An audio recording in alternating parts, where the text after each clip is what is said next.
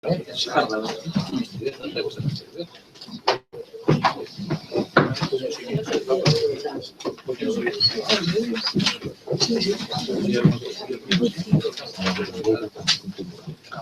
boas noites a todas e todas.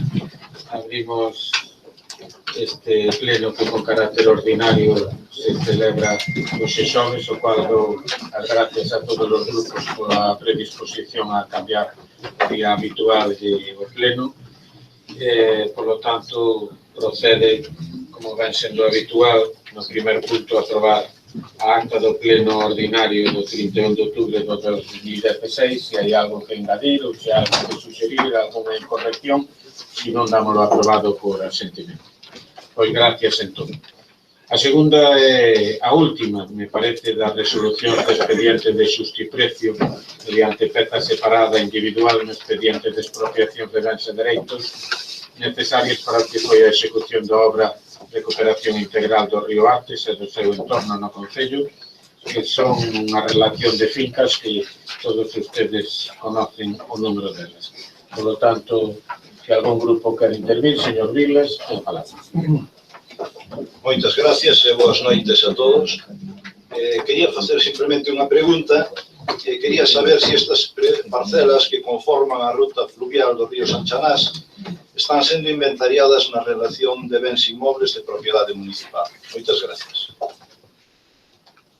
Perdón, o que? Sí, evidentemente se deben incorporar de forma directa por parte da funcionaria, pero de todas formas o revisaremos para o momento que traerán ao pleno, que espero que sea neste mes de decembro, como máximo en xaneiro, a aprobación do inventario de camiño do Concello. Si ali viramos ese erro, simplemente trátase de incorporar eses 5 metros que hai desde a beira do río. Vale, pero eu entendo que sí, pero vamos a comprobar, señor. Entonces, lle parece votos a favor do punto. Gracias, unanimidade. O segundo punto ten que ver ca, saben que a festa da Dorna é unha festa de interés turístico galega, pero que nestes momentos o que é que a legislación exigía para ter tal galardón, por decirlo así, foron mudados, porque agora se trata pois adaptar a legislación vixente pois o que é todo o expediente da festa da Dorna para que siga gozando dese galardón de festa de interés e debatir todo e remitir, perdón, a Consellería pois a certificación deste acordo. Se algún grupo desea intervir. Sí, señor Vilas. Moitas gracias, señor alcalde. Bueno, vamos a votar a favor da adaptación á legislación vixente e aproveito para felicitar a redacción da técnica municipal no seu informe e para animar o resto de departamentos do Concello de Ribeira de seguir o exemplo de poñer a referencia nas páxinas correspondentes. Gracias. Muy bien, gracias, señor Vilas. Pasamos a votación. Votos a favor de este punto. Unanimidade, moitas gracias ao presente. O seguinte punto é o punto da aprobación á adhesión á Axencia de Protección da Legalidade Urbanística. Vostedes saben que en algunha ocasión xa neste pleno se ten debatido sobre esa conveniencia ou non. En aquel momento, pois, mismo sendo quen fala alcalde, considerouse que non iba a ser necesario, posto que cubrindo todo o que son as plazas que no Concello tiñamos, pois podíamos prestar ese servicio. A realidade é contraria ao que pensaba este alcalde. Nestes momentos temos un traballador de baixa que non é posible cubrir a outra das plazas, con lo cual, pasado un tempo, temos simplemente un arquitecto que evidentemente non dá abasto para todo o que sería o traballo de infraccións urbanísticas na que só queda o técnico xurídico. Por lo tanto, a súa propia opinión, que foi a que pasou este alcalde para propoñerles a vostede que o que é toda o tema das infraccións urbanísticas que se puderan cometer nos ámbitos pois que aquí se rigen, que basicamente son exceptuando o suelo urbano consolidado, pois tanto o suelo de núcleo como urbanizable como outro, pois que o leve á Axencia de Protección. Por lo tanto, o único que estamos facendo é un exercicio de igualar a todos os veciños, é dicir, igualar aos que cumplen e desigualar en este caso ao que incumple, que moitas veces en estes momentos, por falta de personal, pois sacan beneficio de non pedir licencia ou de que o Concello non poda actuar ca celeridade que debía. Esos son os motivos en síntesis, o que é o convenio en sí, o conocen todos os grupos e a partir de aí, grupos que deseen intervir teñen a palabra. Sí, señora García Pose. Boas noites e moitas gracias. O PDR vai apoiar isto, xa o ten pedido en máis ocasións en outros mandatos, porque nos parecía que, vamos, que era unha cousa boa ter a alguén por encima das persoas que están máis en contacto cos veciños. O que nos gustaría, non, señor alcalde, e máis, sobre todo, que collo compromiso de que o veciño que sea denunciado pola Axencia de Legalidade Urbanística teña un asesoramiento dentro deste Concello no momento que reciba a notificación da infracción e o que lle van a facer, que poda vir aquí, que poda saber como pode subsanar esa ilegalidade, etcétera, etcétera, non que quede fora do Concello e teña que ir, pois, a outras oficinas privadas que ao mellor non defenden ou non informan ca mesma positividade que pode ser cos tarifas do Concello. Nada máis. Gracias, señor Chozo. Buenas noches a todos. No, yo simplemente eran dos preguntas nada más si tenéis la amabilidad de contestar. Una es el saber un poco el coste aproximado que puede tener esto, porque no en ningún sitio lo refleja. Y segundo, en lo que es en la propuesta de la alcaldía, en lo que es el convenio, en el punto 7, se habla del plazo. Y aquí pone será de carácter indefinido. Yo no sé si esto es porque el convenio en sí tiene que ser así o porque por los criterios que puedan ser. Yo entiendo que deberíamos hacerlo exclusivamente con carácter de la legislatura que tenemos en estos momentos y no hipotecar a los próximos gobiernos o próximas corporaciones con un tema que igual ellos no están de acuerdo. Era simplemente eso. En caso de que sí se pudiera modificar, yo solicitaría que se pondría con carácter no indefinido, sino con carácter simplemente de la duración de la legislatura actual. Gracias. Sí, señor Vilas. Gracias, señor alcalde. Bueno, nós vamos a votar a favor da proposta da alcaldía. Quero recordar que esta foi unha iniciativa do Grupo Municipal do PSDG-PSOE na etapa das anteriores legislaturas. Vamos a aprobar o programa de incorporación á Axencia de Protección da Legalidade Urbanística, APLU, e lamentar que non pode ter efectos de retroactivos sobre determinadas construccións levadas a cabo incumplindo a legalidade vigente. E tamén que o fagamos con 9 anos de retraso. Gracias. Gracias, señor Vilas. Señor Vázquez, por favor. Gracias, señor alcalde. Bueno, o Grupo Municipal do Bloque Nacionalista Galego vai tamén votar a favor. Non vamos a reiterar as causas, porque xa os plenos en muchos momentos, e hoxe tamén aquí. E si me gustaría, se é posible, que se aclarara o punto do que falaba o señor Chouza. Gracias. Bueno, vamos a... Si o Concello é unha competencia que ten, por lo tanto, é unha competencia que pode exercer en todo momento. Da mesma forma que nestes momentos estamos cedendo unha competencia ao APLU, pois se miran o que é o punto cuarto, neste caso, nas estipulacións, pois a delegación de competencias poderá ser revogada en calqueira momento polo pleno da corporación coa maioría exixida. Que, aparte, pon que será efectiva unha vez comunicada a dirección da axencia e publicada no Diario Oficial. O único que se pretende co término indefinido é non ter que andar ano tras ano aprobando prórrogas, pero o Concello en calquer momento pode recuperar unha competencia que lle é propia. En canto ao que decía a señora García Pose, simplemente decir que quen dá as licencias sigue sendo o Concello. Por lo tanto, quen legaliza unha obra que é legalizable é o Concello. E o asesoramento seguirá sendo, agora, por certo, eu creo que está funcionando bastante mellor, porque os nosos técnicos creo que levan mellor preparadas as consultas, por tanto, fijaron unhas horas de recibir a xente, o cual sabe a xente que vai a vir aquí, porque moitas veces se perde máis tempo buscando expediente, estudiando o expediente, o que están facendo ahora que cando veñen, pois xa o teñen estudiado e están mellorando, creo que os servicios de información aos veciños. Señora Pouso, que lle non mirei para ese lado, se ten algo que dicir, pois disculpe.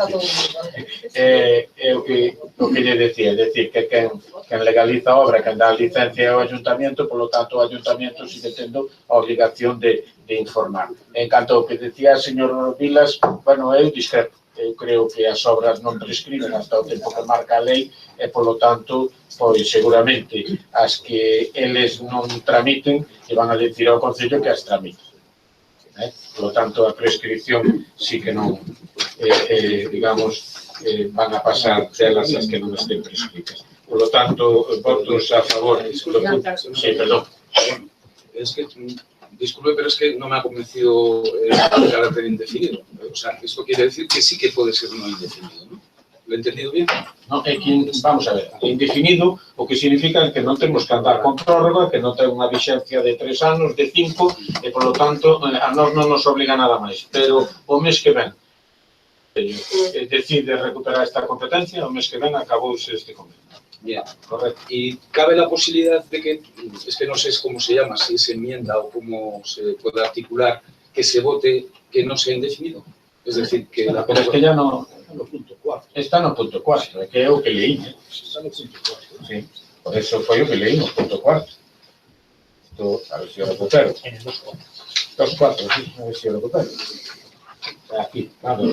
A delegación de competencias poderá ser revogada en calquer momento polo pleno de corporación. A maioría exixida no artículo 215.3 da Lei de Administración Local de Galicia. A revogación será efectiva unha vez comunicada a dirección da axencia e publicación no Diario Oficial de Galicia. O convenio é dicir, o que estamos tendo unha facilidade de non ter que acordarse de que pudera perder vixencia por non ser indefinido e que puxera un ano e que a siguiente corporación non se entere e quedaría no limbo durante os meses no que non se enterara. É dicir, é unha facilidade que temos, entendo o concepto. ¿No? Sigo, o sea, estoy de acuerdo, pero sigo sin entenderlo. Es decir, yo, lo lógico es que se pondría como simplemente de lo que es la legislatura que estamos y la próxima corporación que tome la decisión que tome. Pero que, vamos a ver, a próxima corporación toma a decisión o primer día, con decir que non o quer, di que recupera esa competencia e xa tomou a decisión. O que non ten é que, pois, por non saber que se acabou o convenio, por non darse conta, que ten que solicitalo, que dar un tempo no limbo, sin que haxa inspección urbanística, nin por parte do Concello, nin por parte da Axencia de Legalidade. Eu creo que é unha ventaxa que ten esta corporación, saber que en calquer momento se acaba, pero a vez saber que se non fai nada, sigue vigente a inspección por parte da Xunta. Entón, se lle parece, pasamos a votación. Votos a favor deste punto. Pois tamén unanimidade, gracias a... Perdón, a abstencións? Pois entonces son abstencións? Dos. Son 19, 18. Ai, que non está moreno, 18. Pois bueno, eu creo que acabamos de dar un gran paso para que quen intente saltarse a lei en Ribeira non teña unha ventaxa sobre quen a cumple, por lo tanto, que sirva de exemplo infractor, é dicir, que non se vai a castigar a quen cumpla a lei, sino precisamente a quen non a cumple. E creo que iso é bo, pois que todos os ciudadanos sepan que así vai a ser. Dito eso, pasamos ao seguinte punto, que é o expediente de modificación de créditos e o suplemento de crédito 1-2016. Como ben sabe,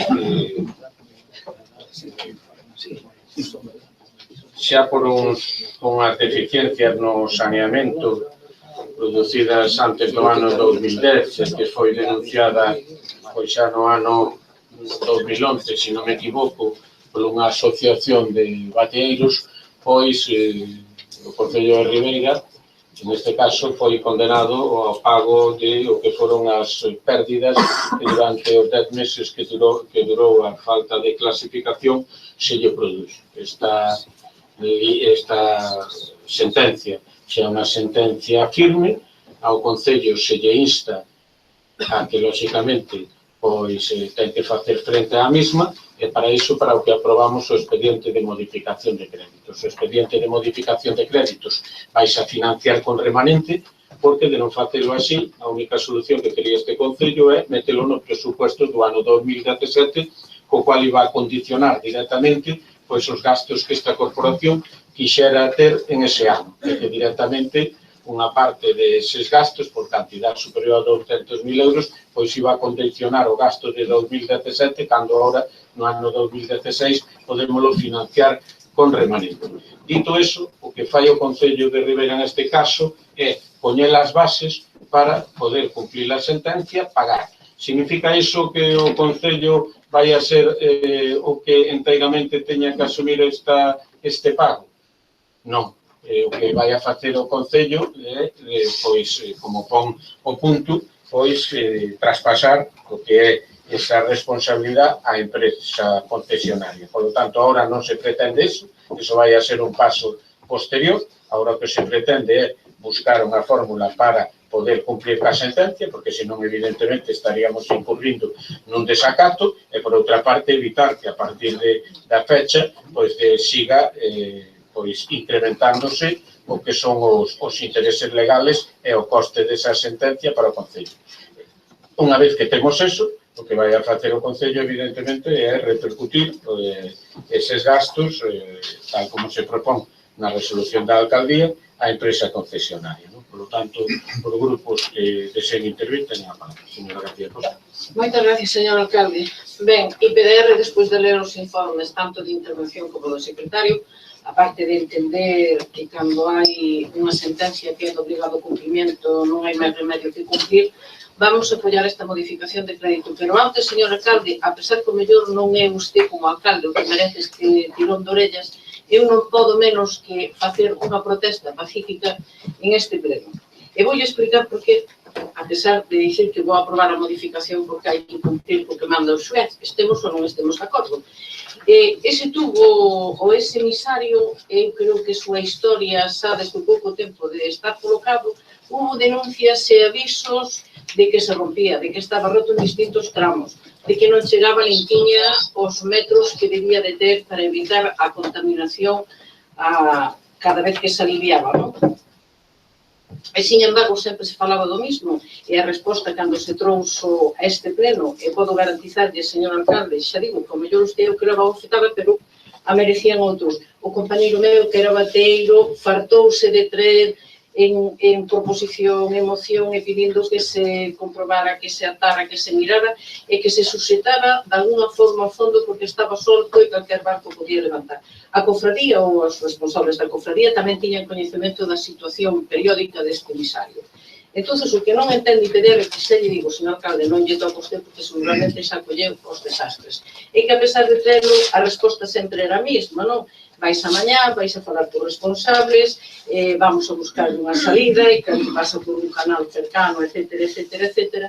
E o problema é que ao final denuncia, encontrámonos con un xuiz, pois, que non llevamos a chamar de outra forma, e decide aplicar a legislación vixente e considerar que estes señores teñen razón, e se lle obliga ao Concello, que busque quen foi o responsable de ter tantos anos este emisario na situación que estaba, e con coñecemento, xa digo, de mariscadores, cofradía, bateeiros e moitos políticos con responsabilidade neste Concello, que se lle pague. Iso é o que o IPDR non lle acaba de convencer, é dicir, eu creo que os problemas hai que solucionarlos no momento, e non pensar que se van a solucionar por si solos. Si no momento que hai 2 ou 3 denuncias, de xente que é traballadora do mar, de xente que ali buceou, que sabe na situación que está, non hai máis que ir a ver o archivo que existe neste Concello, eu creo que se tiña que estar amañado a buscar outra solución.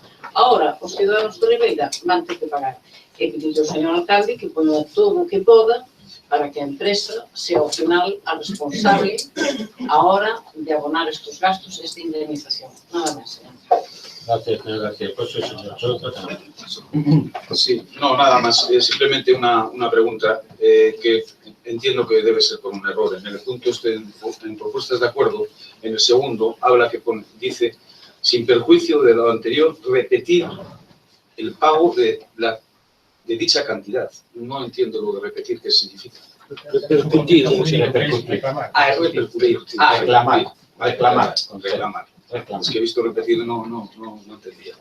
Reclamar. Bien. Y segundo, ¿qué plazo tenemos para hacer el pago? No, pago Es ya. decir, a la sentencia sin firme entiendo que no es recurrible, lógicamente, y el plazo es ya. Es decir, en el momento que nos lo notifican tenemos que pagar. ¿Cuánto? 10 días. 10 días. 10 días. Lo que pasa é que o Concello non ten medios en 10 días para poder facelo, por eso estamos facendo isto. Isto non se va a pagar ahora, non ten exposición pública, isto hasta final de año non entra en vigor. Pero bueno, supoño que os servicios jurídicos ao xulgado lle explicarán os trámites no que estamos. Vale, entonces yo, por supuesto, aprobaré también, daré mi voto positivo, pero reitero un poco lo que ha dicho nuestra Rosa, que por favor que se intente recuperar lo antes posible y que se negocie, aunque sea con la empresa, para que la repercusión a los ciudadanos de Ribera sea la menos posible. Gracias. Señor Vilas, a palabra. Moitas gracias. Bueno, a sentencia firme, os feitos están probados e, polo tanto, hai que asimilala. A responsabilidade é do Concello de Ribeira. En calquer caso, eso non quita que a actuación do Concello en aspectos medioambientais sempre foi máis que desastrosa. Nunca impuso ás fábricas a instalación dunha depuradora. Tampouco se impuso na execución do polígono industrial. Non fai moito tempo, e non sei agora, a xente dicía que botaban os desperdicios do peixe directamente ao saneamento. A sentencia clara e o Concello nunca se ocupou nin preocupou destas cuestións que obrigaban as empresas a acometer inversións en depuración. O Concello nunca se preocupou que funcionase correctamente o saneamento. Aí están os cheiros no Malecón, na Rúa do Ferrol, en toda a cidade. En Aguiño era unha peste. Recordemos casos de tifus, de meninxite. A negligencia clara e contundente dos que gobernaron Ribeira nesa etapa. Mesmo a día de hoxe, o saneamento dá os cheiros que abafan. E o señor alcalde asómbrase de que o nome de Ribeira saia na prensa escrita. Non se contemplou máis que unha gran depuradora en Couso, cando debería haber unha por conca hidrográfica, en Palmeira, en Ribeira e outra en Aguiño, Carreira e Castiñeiras. Nin sabemos si se fixo e como é ese proxecto de perforar gran parte do subsolo de Couso para que o emisario estea a certa distancia. A sentencia de agora abre a espita para que as demandas proliferen, polo que máis que nunca hai que estar atentos e diligentes para que estes feitos non volvan a acontecer. Hai que acatar a sentencia, dar gracias á providencia de que non haxa máis reclamacións, polo escaso compromiso medioambiental habido, e por pasar tanto de todo e beneficiar os bolsillos de quenes tiñan que depurar. Isto ven a demostrar que non hai un axustado seguimento e mantemento na execución das obras públicas. A depuración e o saneamento é unha prioridade para nós. Gracias. Pois mire que tuveron tempo na xunta para poder facer ese emisario. Sí, ten a palabra, señor Vázquez Couto. Gracias, señor alcalde. Bueno, pois temos que sufrir agora o Concello. Eu non teño tan claro que a culpa sexa do Concello da ruptura do emisario. Eu teño claro que o Concello ten a responsabilidade de saneamento e tal, pero podía salir auga perfectamente depurada por ali e romper igual o emisario. Quero dicir que aí hai un fallo, seguramente na construción ou o que sea, que eso non quita pois os problemas de saneamento que tuvo este Concello e que ten todavía, pero eu tamén quero dicirlle a xente, para que o saiba, pois que esta sentencia foi recorrida se rebaixou uns 70.000 euros, que era máis, eran 273.000. Al final, conseguiuse rebaixar, que é un aforro para este Concello tamén.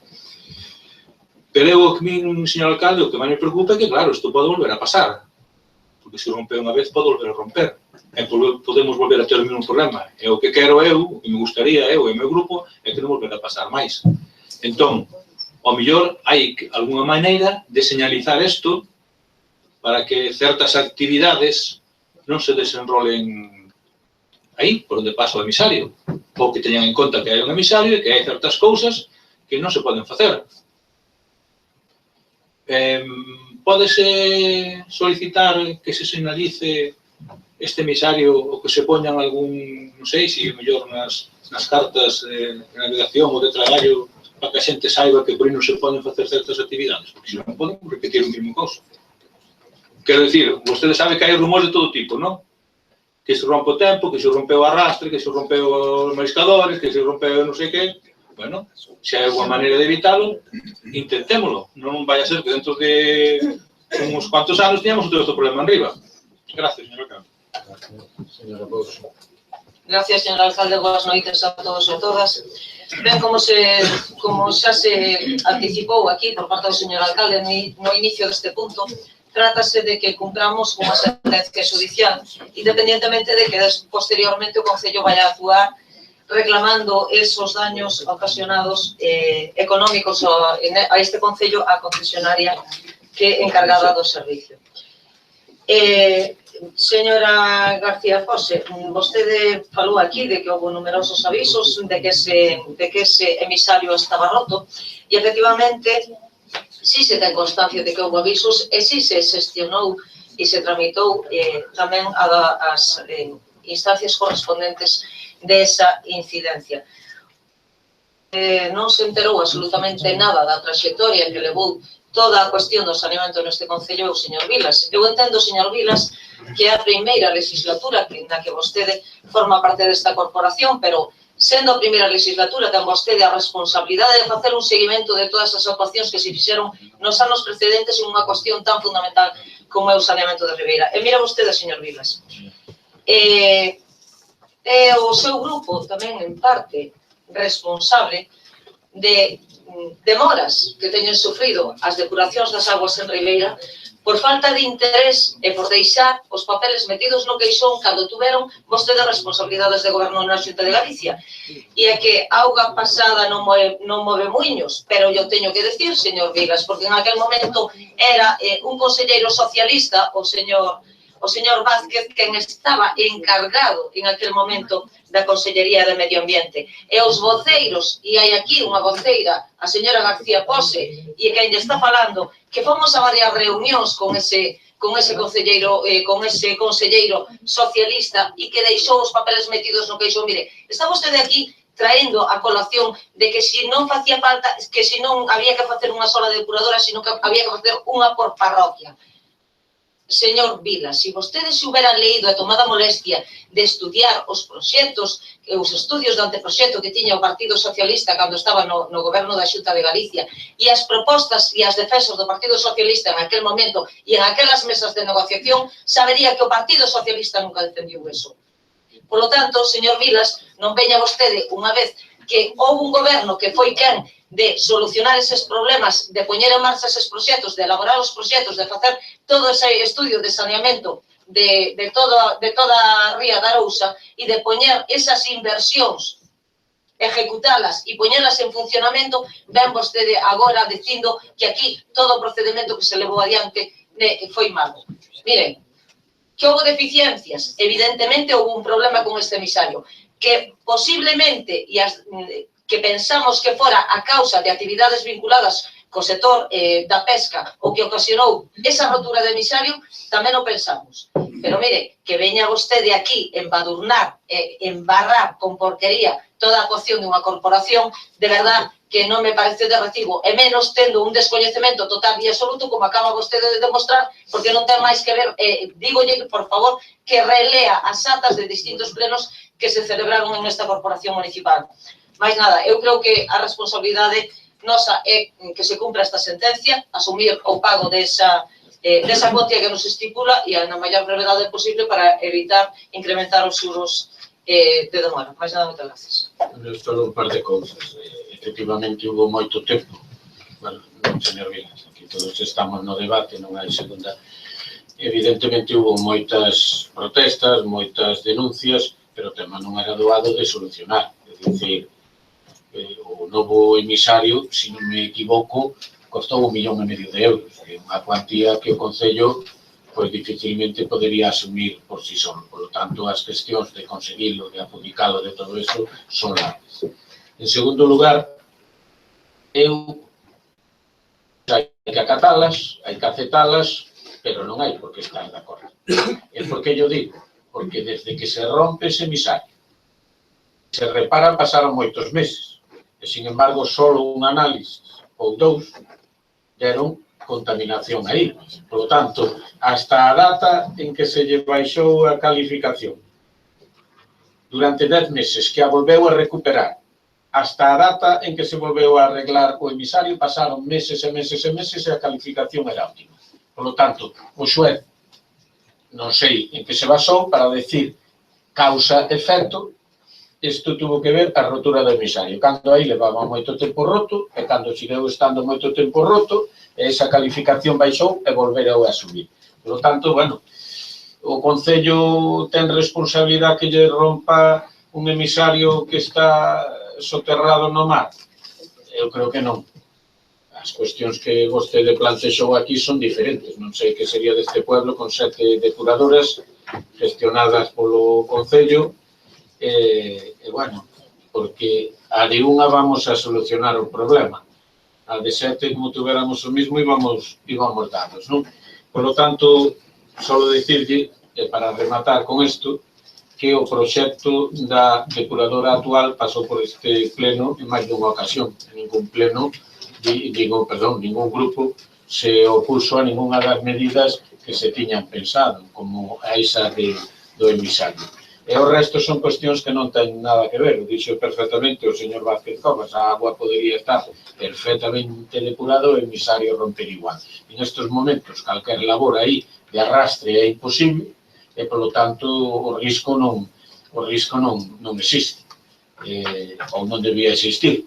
E, polo tanto, bueno, o que temos que facer é cumplir con esta sentencia, que volvo a decir, hai que cumplirle e repercutirla, reclamarla a Bianco e acabar, no seu caso, pois, no que sea na defensa dos intereses do goberno. Por lo tanto, o importante é o expediente. Por eso vamos a votar o expediente de modificación de créditos, votos a favor do mesmo, con todos abstencións. Entonces son 4 abstencións e 17 votos a favor, queda aprobado este expediente. Pasamos xa ao que son as proposicións. A primeira é do BNG, presentada por o señor Vázquez Cobas, en relación a dotar de unha plataforma de madeira o acceso pola estrada Miradoira ao mitolóxico da Lagoa de Vixán de Carreira. Ten a palabra. Gracias, señor alcalde. Bueno, pois a estrada é unha estrada da Diputación, os 7.000. Perdón, sabe que supoño que lle darían unha medida que se presentou, non? Por lo tanto, ten a palabra. Bueno, pois é unha estrada que a titularidade da Diputación é que vai de Carreira a Graña e é a vía de acceso por unha das súas xollas máis singulares, como digo na moción, que é a Lagoa de Vixán. A cuyo pé se atopa o miradoiro ornitolóxico. Esa estrada, que é, como dixen, da Diputación, carece de arcéns ni beirarrúas na súa marxen dereita, que é a que dá a que linda co parque. Sendo problemático facelas porque, precisamente, como é un parque natural, ali é moi difícil actuar.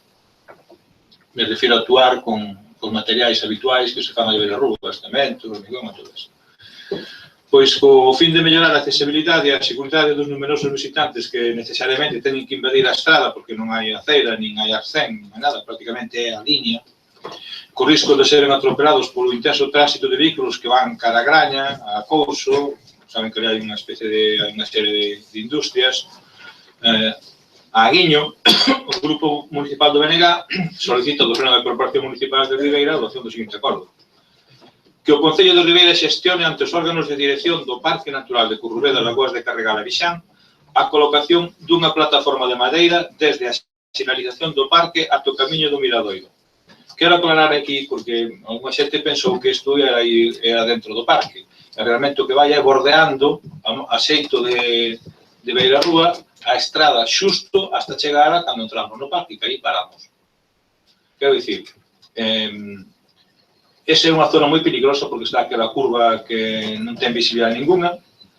O marxen que hai da estrada para Arcén non é nada porque xa está a raya, a gavia, Entón, eu creo que é unha solución bastante aceptable que se poña unha plataforma de madeira, pode ter barandilla ou non, porque ese é un sitio, como dixen antes, que van excursións de rapaces, van tal.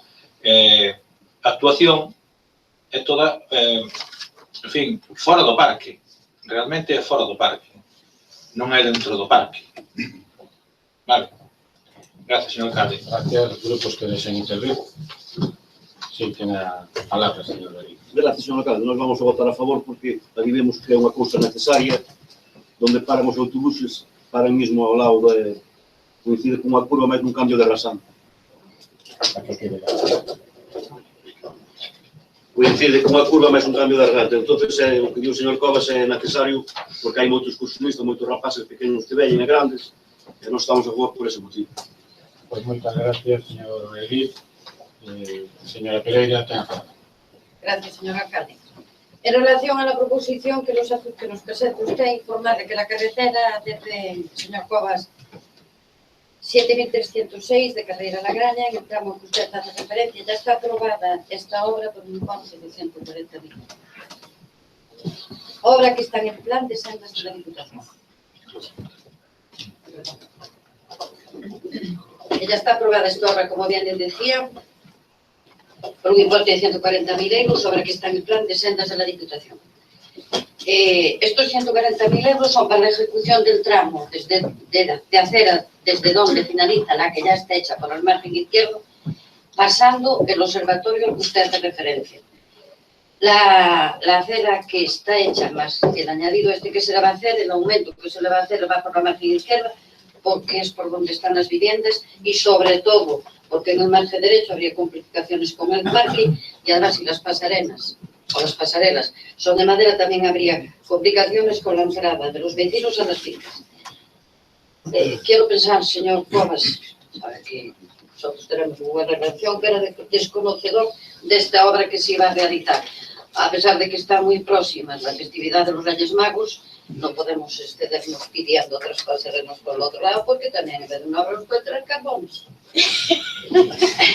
Yo creo que queda cumplido lo que usted pide si se hace esa obra por ese lado. Si me permite, señor alcalde, le quiero informar también que la última reunión que tuvimos, para que usted sea conocedor de la última reunión que tuvimos con la directora general de Conservación de la Naturaleza y con el director del parque, le solicitamos varias actuaciones, entre ellas la mejora del aparcamiento que estaba en malas condiciones de Pilar, la obra que ya se llevó a cabo, están aprobadas los balaustres que están en ese aparcamiento, que están en malas condiciones, también están aprobadas la reposición, darle tratamiento y poner todas las piezas que faltan en todas las pasarelas que hay en el Parque Natural, o pasarelas. Y también se van a hacer una serie de obras en el centro de interpretación y en la Casa de la Costa, en el Tejado. Y van a poner unos hidrantes debido a los incendios, cortar ciertos árboles que molestan en la zona dunar y también mejorar las duchas que este año nos complicaron un poco porque tenían la cometida en malas condiciones.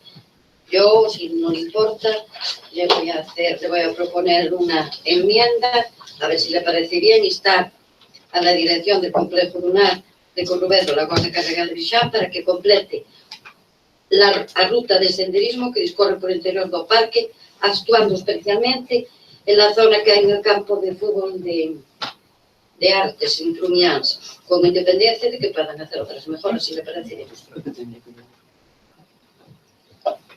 Gracias, señora. Gracias, señora Pereira. Tenga palabra. Simplemente... No, solamente la palabra. Gracias. Bueno, señor alcalde, a ver, é que esta emenda é nunha zona que non ten nada que ver co que pido eu, porque de Artes e Trumians a Bixán, a ver, pareceme estupendo, pode poñerlos en segundo punto, se quere, a mí me parece estupendo. E con respecto a primeira, pois, señora Elvira, como non vou saber eu eso se foi o que fixo a moción solicitando servir as rúas das que vostede fala? E vostedes tuveron a sensibilidade suficiente de xestionar de facelas. Pero lembrolle que foi unha proposición do BNG que precisamente eu pedía polos dous márgenes, polo dereito e polo esquerdo. Xa sei que se vai facer polo esquerdo, pero que A xente, cando circula por ali, vai polo dereito. Ribeira. É que me veira. Entón, claro, entón hai peligro, porque, a ver, xa lle dixen que isto non vai nada dentro do parque. Porque chega hasta o mojón, pero Entón, vamos. señor Covas, vai pola zona perimetral do A ver, parque, non- nos complicaría moitísimo a vida. Non intercambien. Bueno, realmente solamente ese trozo, desde o mojón que anuncia hasta chegar ali. É un trociño que é o trozo máis complicado pola curva. Xa sei que existe o da esquerda e que se vai facer, que xa sei, o cal me alegro, pero creo que é necesario por eso trouxe. Gracias, señor Carlos. Vamos a ver. Entonces explicolle un pouco máis o porqué da emenda, que se pode matizar con independencia de outras posibles melloras no entorno do parque, entre as que incluímos o que usted solicita. Vamos a ver, esa mellora xa a intentei na Diputación, foi unha obra que quedou pendiente xusto na última comisión e que o actual presidente tuvo a ben recuperar e tamén aprobar. Eso xa aprobou o pleno, está en trámite de contratación. Porque se que escolleu este marchen precisamente polas reticencias do parque a actuar no outro lado, non? E sobre todo tamén polo que decía a señora Pereira, porque ao final esa obra, o mantenimento vai a ser do Concello, ten, ao ser pasarela de madera, peor entradas nas fincas, e, bueno, xa ve que cada vez temos máis problemas de mantenimiento co que é a madeira. Por lo tanto, co tráfico ali que ten de personas, a senda do outro lado, pois eu creo que queda suficientemente garantida a seguridade.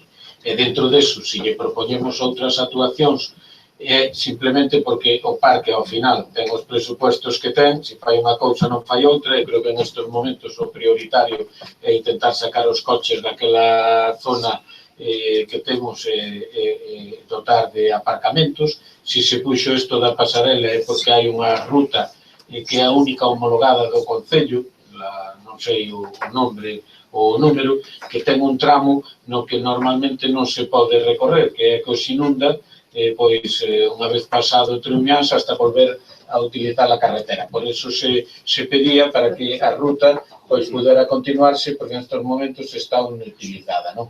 É dicir, usted non pide nada que un alcalde non deba facer, eu estou disposto a volver a facer as xestións que sean necesarias. Se lle parece, podemos decir o que di a señora Pereira, incluyendo que cando pon con independencia de outras posibles melloras, que o trate o das aceras ou de ir ás rúas, como vostede di, por ese lado. Ou ben que nos reunamos os grupos e as cuestións que teña que facer do que consideren todos os grupos prioritarios para o parque, eu levo adiante, como vostede diga. Eu non teño inconveniente, porque non me parece que esta sea unha moción para dicirle que non, a miña obligación é gestionar. Bueno, señor alcalde, pois pareceme ben, pero quero aclararlle unha cousa, por ali non, por onde pida isto non hai entradas a fincas, non? Non hai, porque a curva xusto, ali na curva non hai entrada ninguna, mas eu vou todos os días por ali. Arriba, xa, Sí, hasta onde chegar... estaba a antigua escola. Non chega tanto a antigua escola, non digo sei. Día hasta o camiño onde vai E hasta o camiño que... Hasta o camiño onde vai pasar o observatorio, ali para. Depois xa o camiño xa aí xa E ali non hai fin. non, pero ali non teñen paso, o paso é por dentro, me parece. Bueno, quero dicir que non é, se eu vira que xa hai fincas que están pasos, seguramente xa non ocorría, non se pode ser que haxa unha que non me dera conta, pero creo que non hai, Pero bueno, pareceme ben as súas emendas e acepto como usted dixo que iba tamén a facer a xestión para intentar solucionar ese problema. De acordo? Sería, se lle parece, engadindo con independencia de outras posibles melloras dentro do parque, como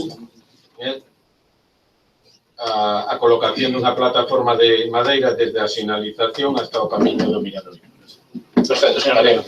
Pues entonces, se a recolleu o señor secretario, como esta engádega, e dentro das xestións que teño que facer co parque, pois incluyo isto tamén. Votos a favor, entonces, da mesma coa emenda, pois a favor son 20 votos a favor.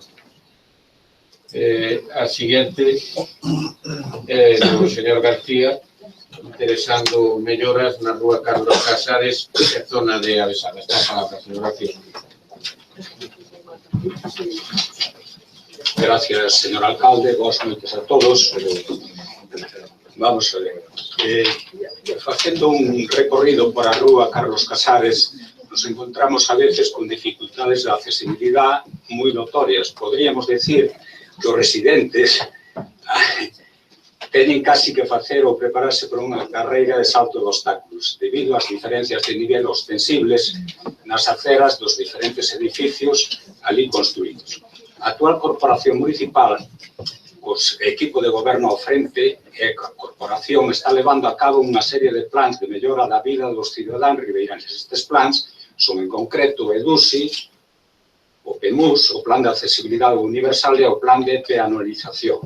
Todo isto é para o benestar dos cidadáns do noso Concello de Ribeira. En virtude de todo o exposto, o Grupo Municipal Socialista insta ao Pleno da Corporación Municipal a adopción do seguinte acordo: que se proceda a facer un estudio exhaustivo da rúa Carlos Casares e zona Avesadas, que presenta graves problemas de accesibilidade para os residentes, co fin de reformar e adaptar as beirarrúas tanto en nivel como en altura de bordillos e normativa de aplicación de accesibilidade universal. Moitas gracias. Gracias, señor García. Grupos que deseen intervir, señor García. Nada, señor alcalde, PDR vai apoiar. Eu creo que todos coñecemos distintas beirarrúas que existen nas Avesadas que prácticamente é difícil baixar e subir pelas, simplemente abatalas. Son beirarrúas demasiado altas en algúns tramos, ora que se fan máis baixas, e esa precisamente pois é para facer carreras. Pero bueno, non apoiamos. Ten a palabra. Ben, grazas. Dende o bloque entendemos que isto que se pide desde o Partido Socialista debe ser priorizar unha actuación nesta rúa, porque se ben é certo que Avesadas merece un trato especial a hora de facer a accesibilidade por os seus problemas que ten, estas actuacións se contemplan no Plan de Accesibilidade Universal. Por lo tanto, entendo que o que se pide é darlle certa prioridade a actuación nesta rúa, non tanto facer un estudo que xa está feito e que debemos ahora poñer en marcha, non? Que é o Plan de Accesibilidade Universal. Gustaríame que me aclarara ese punto o Partido Socialista, porque entendemos que iso non se trata dunha soa rúa, senón de todo o barrio das Avesadas, que fai falta unha actuación integral, en base tamén aos criterios que xa hai expostos no Plan de Accesibilidade Universal. Só unha cuestión para aclarar antes de que fale o señor García. Os criterios, como digo ustedes, dentro do Plan de Accesibilidade Universal están contemplados. É dicir, que ten que cumplir a normativa, ten que cumplir. Si é verdade que o Plan de Accesibilidade Universal acaba precisamente o estudio exhaustivo na mitad de Avesadas, co cual non incluye esa zona, non? Pero cos criterios que hai, lógicamente, pois temos que facer o proxecto. A min o de que sean altos os bordillos non me preocupa porque tarde ou temprano temos que pavimentar e vai subindo. Me preocupa máis que determinadas obras que se fixeron, que entendo eu, entradas en negocios, en garaxes e tal, alteraron o que é a rasante que levaba. E ao final é unha gincana, eso. Entonces, é o que pode facer, a parte de aprobación desta moción, que lle direi aos servicios técnicos que vayan estudiando cales son a problemática que hai aí para solucionar. Sabe que actuamos este ano en cantidad de puntos de Avesadas, pero hai outros que son realmente difíciles. A calle esta transversal que vai da Galaxia abaixo, bueno, é realmente difícil de solucionar tal como se fixeron os edificios, non? Pero bueno, se vostede ten puntos concretos, pois axuda xa a labor da ingeniera, porque, bueno, vese, simplemente indo por ali, vese, non? Ou xa, con coller o Google Earth ou o Google Maps, xa veo que ali. Ten a palabra, señor García. Vamos a ver, vexo que, señor alcalde, usted conoce. É unha urbanización que non ten moitos anos, terá 12, 14 anos, pero, evidentemente, os promotores non seguiron as normas de urbanización como deberán seguir. Que ocorre agora? Que o noso Concello ten que abordar eso dentro do plan de accesibilidade máis do EDUSI, evidentemente, pero eso tamén ocorre por a outra calle, Xosé Ramón Barreiro, que fai pouco que o Axuntamento fixo unha actuación tamén a petición do Grupo Municipal Socialista. Quero dicir, isto non é normo, isto que trae aquí sobre a Besadas o Grupo Municipal, que eu estou defendendo aquí, non é novo. É unha cousa xa recurrente, na legislatura anterior xa foi presentada e defendida tamén por o noso portavoz, naquel momento, o señor Fariñas. Por lo tanto, eu o que diría, para concretarlle máis, en concreto, este problema máis grande se dá porque hai un taller de reparación de coches que dá as dúas calles, dá a Carlos Casares e máis dá a Xosé Ramón Barreiro. E entonces é realmente alto, 25-30 centímetros de altura sobre a rasante que deberá ter a acera para a libre circulación dos ciudadanos. E non lle pido unha cousa de outro mundo, pido que o Ayuntamiento e o Departamento Técnico teñan en conta, que o vayan a mirar e, cando proceda, que eso se entre no plan de accesibilidade. Como digo usted, todavía non, esa parte parece ser que non na contempla, e o que pido é que se contemple e que se vaya arreglando, porque ali viven unha zona onde viven moitas persoas. Moitas gracias. Simplemente unha anotación.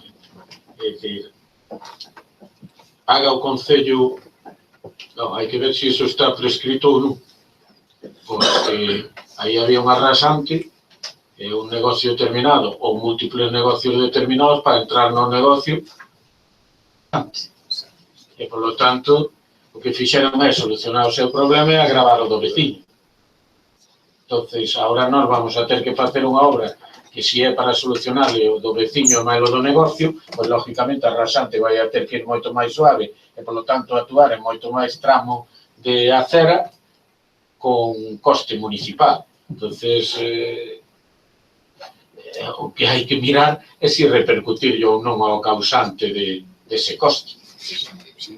En todo caso, lamentable sería que o noso Concello se teña que facer cargo deses gastos añadidos cando eso debía ser o promotor desas viviendas facelo en condicións. Me parece que como estaban as vallas, todo eso, fixo por dentro, non sei que, cando saleu, bueno, o que decía antes, tiñamos o problema das infraccións urbanísticas, de todo eso, bueno, pasaban moitas destas cousas entre que prescribe, que non sei que non sei cantos, e ao final resulta que un señor solucionou o seu problema, pero traspasou a outros veciños. Ahora, claro, todos coincidimos en que o temos que arreglar, pero eu lle digo que se pode repercutir o coste a quen o causou, vou a repercutir. Pois entendo que este pleno é o que está pensando tamén. Perfecto, señor alcalde, nada que objetar.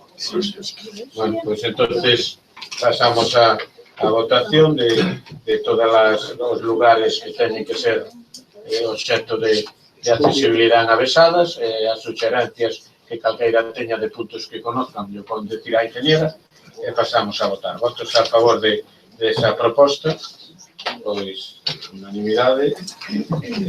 Señor Chouza presentou unha moción que é en relación á adhesión ao programa Emprende Empresa. Ten a palabra. Muchas gracias, señor alcalde.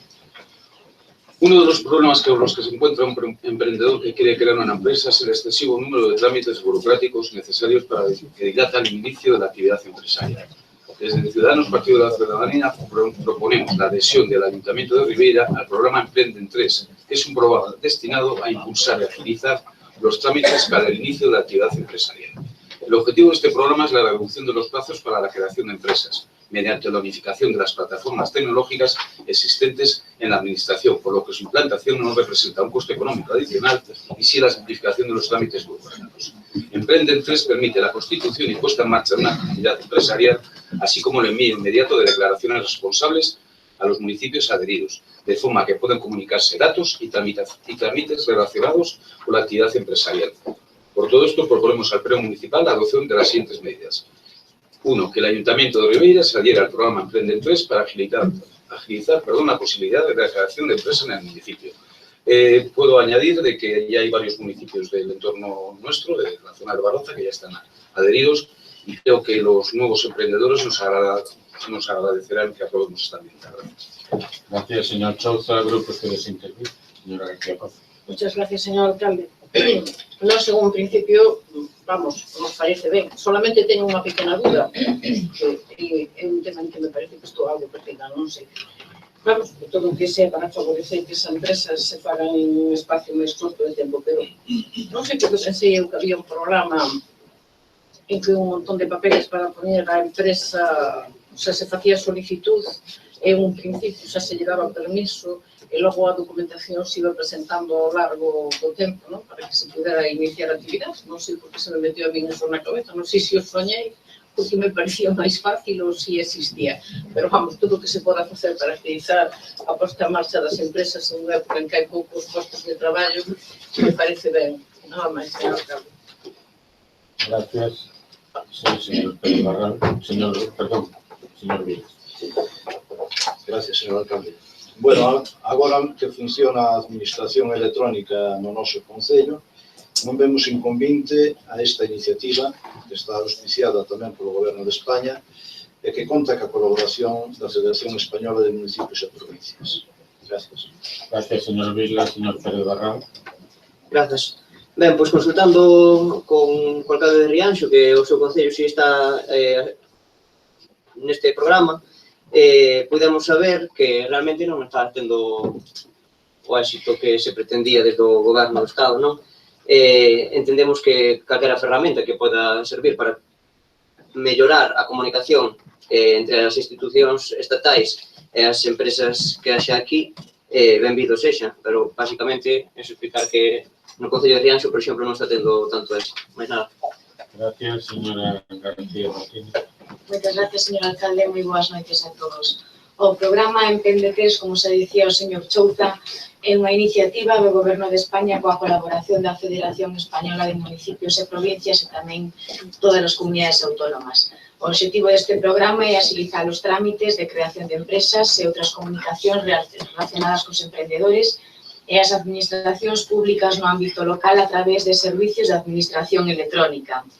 Este programa permite ao emprendedor a posibilidade de crear empresas e realizar distintos trámites adicionais coas entidades locais, presentando declaracións responsables naqueles municipios que estén adheridos ao proxecto, como pode ser tamén o noso Concello de Ribeira.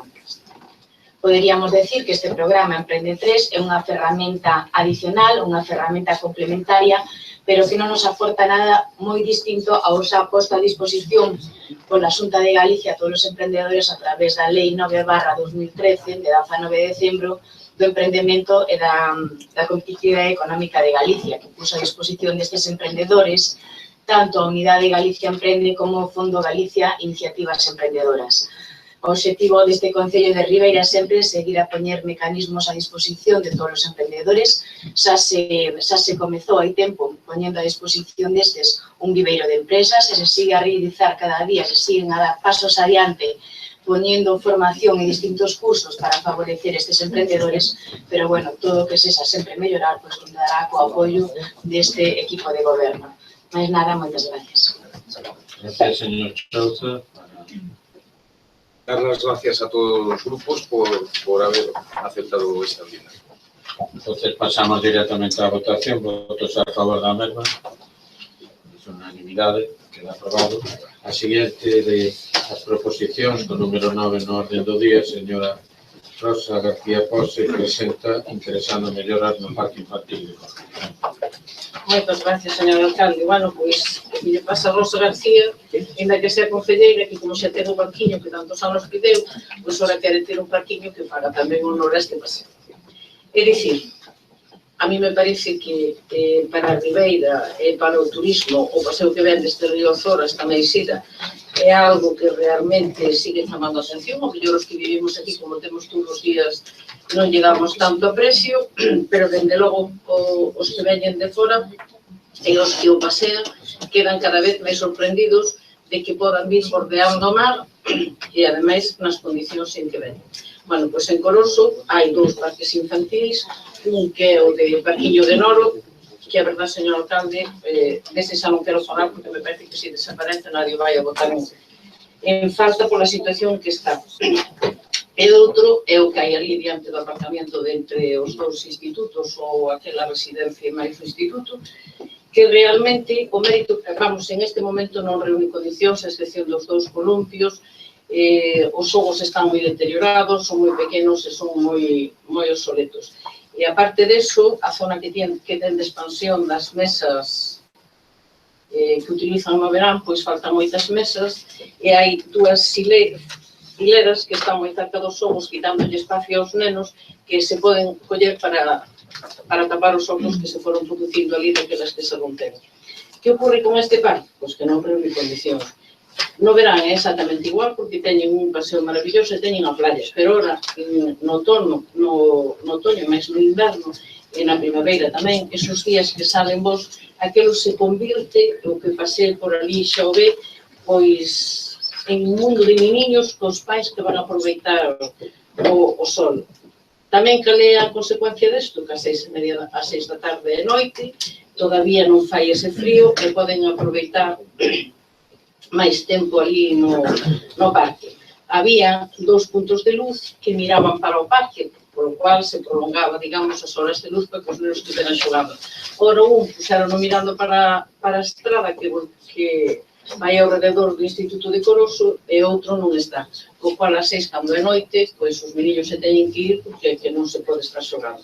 Entón, a proposta de IPDR é sustituir os xogos por un máis moderno e adecuado paseo, non tan grande como das avesadas, porque non hai espacio suficiente para que logo os meniños corran, e outro poñer un punto de luz que alumbre a zona de xogos, xa que no inverno, ás 6 e noite. E aparte deso, señor alcalde, como dixeron onte, non me acordo, decían que se se cambian as mesas de sitio, pois poñer unha portería, unha canasta para nenos pequenos, que podan estar xogando a penaltis, de cara ao carril das bicicletas, que ali é un espacio, porque a veces xogan o balón e escapa, o sea, xogan a darlle patadas porque non hai porterías. Eso sí que non é de coste e se pode poñer tamén. E nada máis, pero darlle dignidade ao paseo. Gracias, señor García Pose. Grupos que deseen intervirse, señor Palanca. Bueno, nós estamos de acordo, señora García Pose. Sempre, como sabe, ben cos parques, e se sabe que eu tamén neso sempre lle vou botar unha man, non? Bueno, eu o que digo, señor alcalde, é que constantemente se están traendo aquí proposicións, a señora Pose é unha delas, e eu tamén teño presentado as miñas, sobre as necesidades do mantenimento que se fai nas cousas. Non deberíamos ser nós os que vimos aquí constantemente a fiscalizar e tal, porque claro, xa estamos de sempre, constantemente. Home, que se pasei un pouco o concelleiro, a concelleira implicada por os sitios que teña que ir e mirar e tratar xa de, sin que lle digamos nós, traballar as cousas, porque evidentemente non vamos estar nós sempre aquí. Nós vamos a votar a favor, Gracias, señor Parada. Señora Pereira. Gracias, señor alcalde. Señor Antón, querido compañero, ya me paseo, non me subo a ellos, pero pasearme. En primer lugar, señora García Pose, le quiero agradecer y estoy, de verdad, y sé con qué condición estamos parques. Quiero, en primer lugar, agradecer al señor García Pose la presentación de su moción, ¿verdad? Porque alabó de una manera el paseo que es humilde. Sí, es suyo. Ahora, y la preocupación que tiene por ese parque, como usted bien dicho, es un tema reiterativo en las distintas sesiones plenarias, el tema de los parques. Todos nos preocupamos por esta cuestión, pero sí podemos congratularnos, ya que es una prueba de que el intenso uso que tienen estas instalaciones, dada la numerosa población infantil que tenemos en este concello. En este concello, yo claro, también soy reiterativa en eso, tenemos 57 parques infantiles y el mantenimiento y la conservación debido al propio uso de ellos, más los actos de vandalismo causados por personas poco cívicas que respetan poco las instalaciones, imposibilita tenerlo en un estado óptimo todos. Tiene una gran dificultad. Le aseguro que el personal del ayuntamiento hace un esfuerzo. Al que se refiere la señora Pose, ya lo arreglaron esta semana.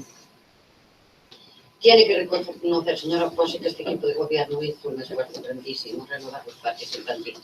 Mire, las obras que se van a realizar ahora en el 2016, que están incluidas en el 2016, son un parque en Anexida por un importe de 21.900.000 euros y un parque en Castilleros por un importe de 39.000 euros, que lo que le llaman la antigua fábrica, y más unos añadidos por un importe de 20.000 euros en otros parques. Pero fíjense, desde el año 2013 este alcalde hasta el 2015, estos datos son de lo que se va a hacer ahora, que ya están aprobados en el 2016, pero del 13 al 15, miren los parques que se remodelaron. En el Parque del Centenario, en Deán Grande, Corrubedo, en el Centenario por un importe de 50.000 euros, en Deán Grande, Corrubedo, 48.000 euros. Pedro Corniño, en Carreira, 21.000 euros. Instalación electricista multideportiva y remodelación del parque infantil en Artes y en Fonterramil Castiñeiras, con un importe de 104.000 euros. Todo esto en 2 años. Adecuación del parque infantil de Brecán, en Oreira. Remodelación del parque infantil en Avesadas, debido a la afluencia de público tan grande que hay en Avesadas y de niños, aparte de que, y aquí en la Plaza Centenario que se hizo, se aumentó y se remodeló otra vez. Parque infantil en Palmera, con un importe de 50.000 euros. Estación del parque infantil en el puerto de Aguiño. También se colocaron juegos en el colegio de Aguiño y en el colegio de Deán. ¿Saben? Mira, lo acaba de decir usted, señora García Posi. El tramo desde el García Bayón hasta Coroso, miren los parques que hay por la zona de abajo, García Bayón. Lazaret por Barlovento, Noro y Coroso. Y por la parte de allá tenemos el Jali y el otro. En un espacio de 500 o 1000 metros tenemos 6 parques. Lo que queremos es tratar, como decía usted, de poner en unas zonas un buen parque y se acabó. Y en cuanto a las mesas, decirle que tienen muchísimo uso esas mesas. Lo que vamos a hacer en el verano, tratar de mejorarlas. Pero tienen muchísimo uso. Sacarlas es una pena, porque en verano eso es cambiarlas de sitio. Bueno, juntarlas un poco más o vernos cómo podemos hacer. Pero la verdad que el uso ahí es muy importante. Y tampoco es cuestión de poner más parques, los que hay.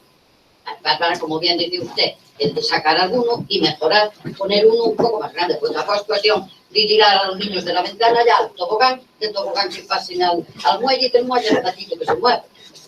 Yo creo que es simplemente a veces, señora García Posi, usted lo sabe desplazarse un poquito, porque tienen otros parques muy cerca, simplemente dan unos 4 pasos. Ahora, que están obsoletos, algunos pueden, que todo se puede mejorar, totalmente de acuerdo. Que este grupo de gobierno está en esta línea también.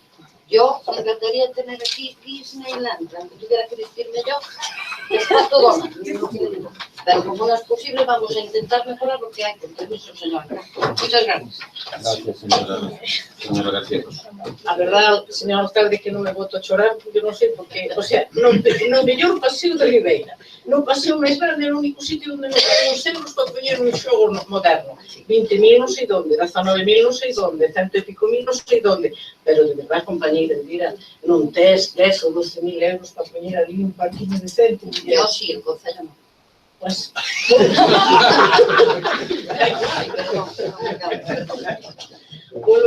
Bueno, señor alcalde, yo le pido que haga el mayor esfuerzo que pueda para cambiar aquellos juegos que de verdad que están obsoletos, el que está en Lazaret Barlovento no, porque se está utilizado por bebés e están a mar de bien, tienen espacio para correr e non chegan á carretera, que é unha das mellores. Ahora, eu creo que Coroso é aquela zona merece que o barco, o sea, e quitar aqueles dous que teñen tobogán e poñer un máis moderno, ni máis ni menos. Eu vou a seguir pedindo hasta que o vexa feito. E os puntos de luz vou a pedir directamente a outro concelleiro porque si fan falta. O mellor máis prioritario sin uso que os xogos. Os puntos de luz iba ya a falar. Vamos a ver se lle parece de sacar este punto porque a intención que teño, tal como lle manifestei no pleno, non me acordo se de setembro, outubro, é que unha vez que finalice a empresa, pois lógicamente a empresa retrasouse bastante e, polo tanto, si ou si, unha vez que concluya o expediente, vai a ter unha sanción. E unha sanción que lle vou a propoñer aos grupos é pois cuantificar en puntos de luz que mejorarán a situación actual. E, polo tanto, a partir de aí estudiaremos cales son, porque eso vai a influir noutra cousa que está no contrato, que despois teremos que actualizar, que é no consumo. É dicir, o contrato vai para aqueles puntos de luz e, por lo tanto, para aquel consumo. E todo o que nós subamos en puntos de luz vai a subir, digamos, no consumo. Pero, bueno, eso é normal. Entonces, bueno, hai puntos que aquí se reclamaron máis dunha vez, hai zonas nas que eu creo que todos coincidimos en que se pode mellorar, e se lle parece deixamos este para cando sepamos a cuantía que aconsellan os técnicos desa sanción, pois incluir os puntos de luz que se podan. É que non é así, se mal non me confundo, había 10 puntos de luz por ano, ou como é. Me parece que no contrato algo poñía, non? Algo así me sona. Por lo tanto, bueno, podría incluir en eso. E o resto, pois, tal como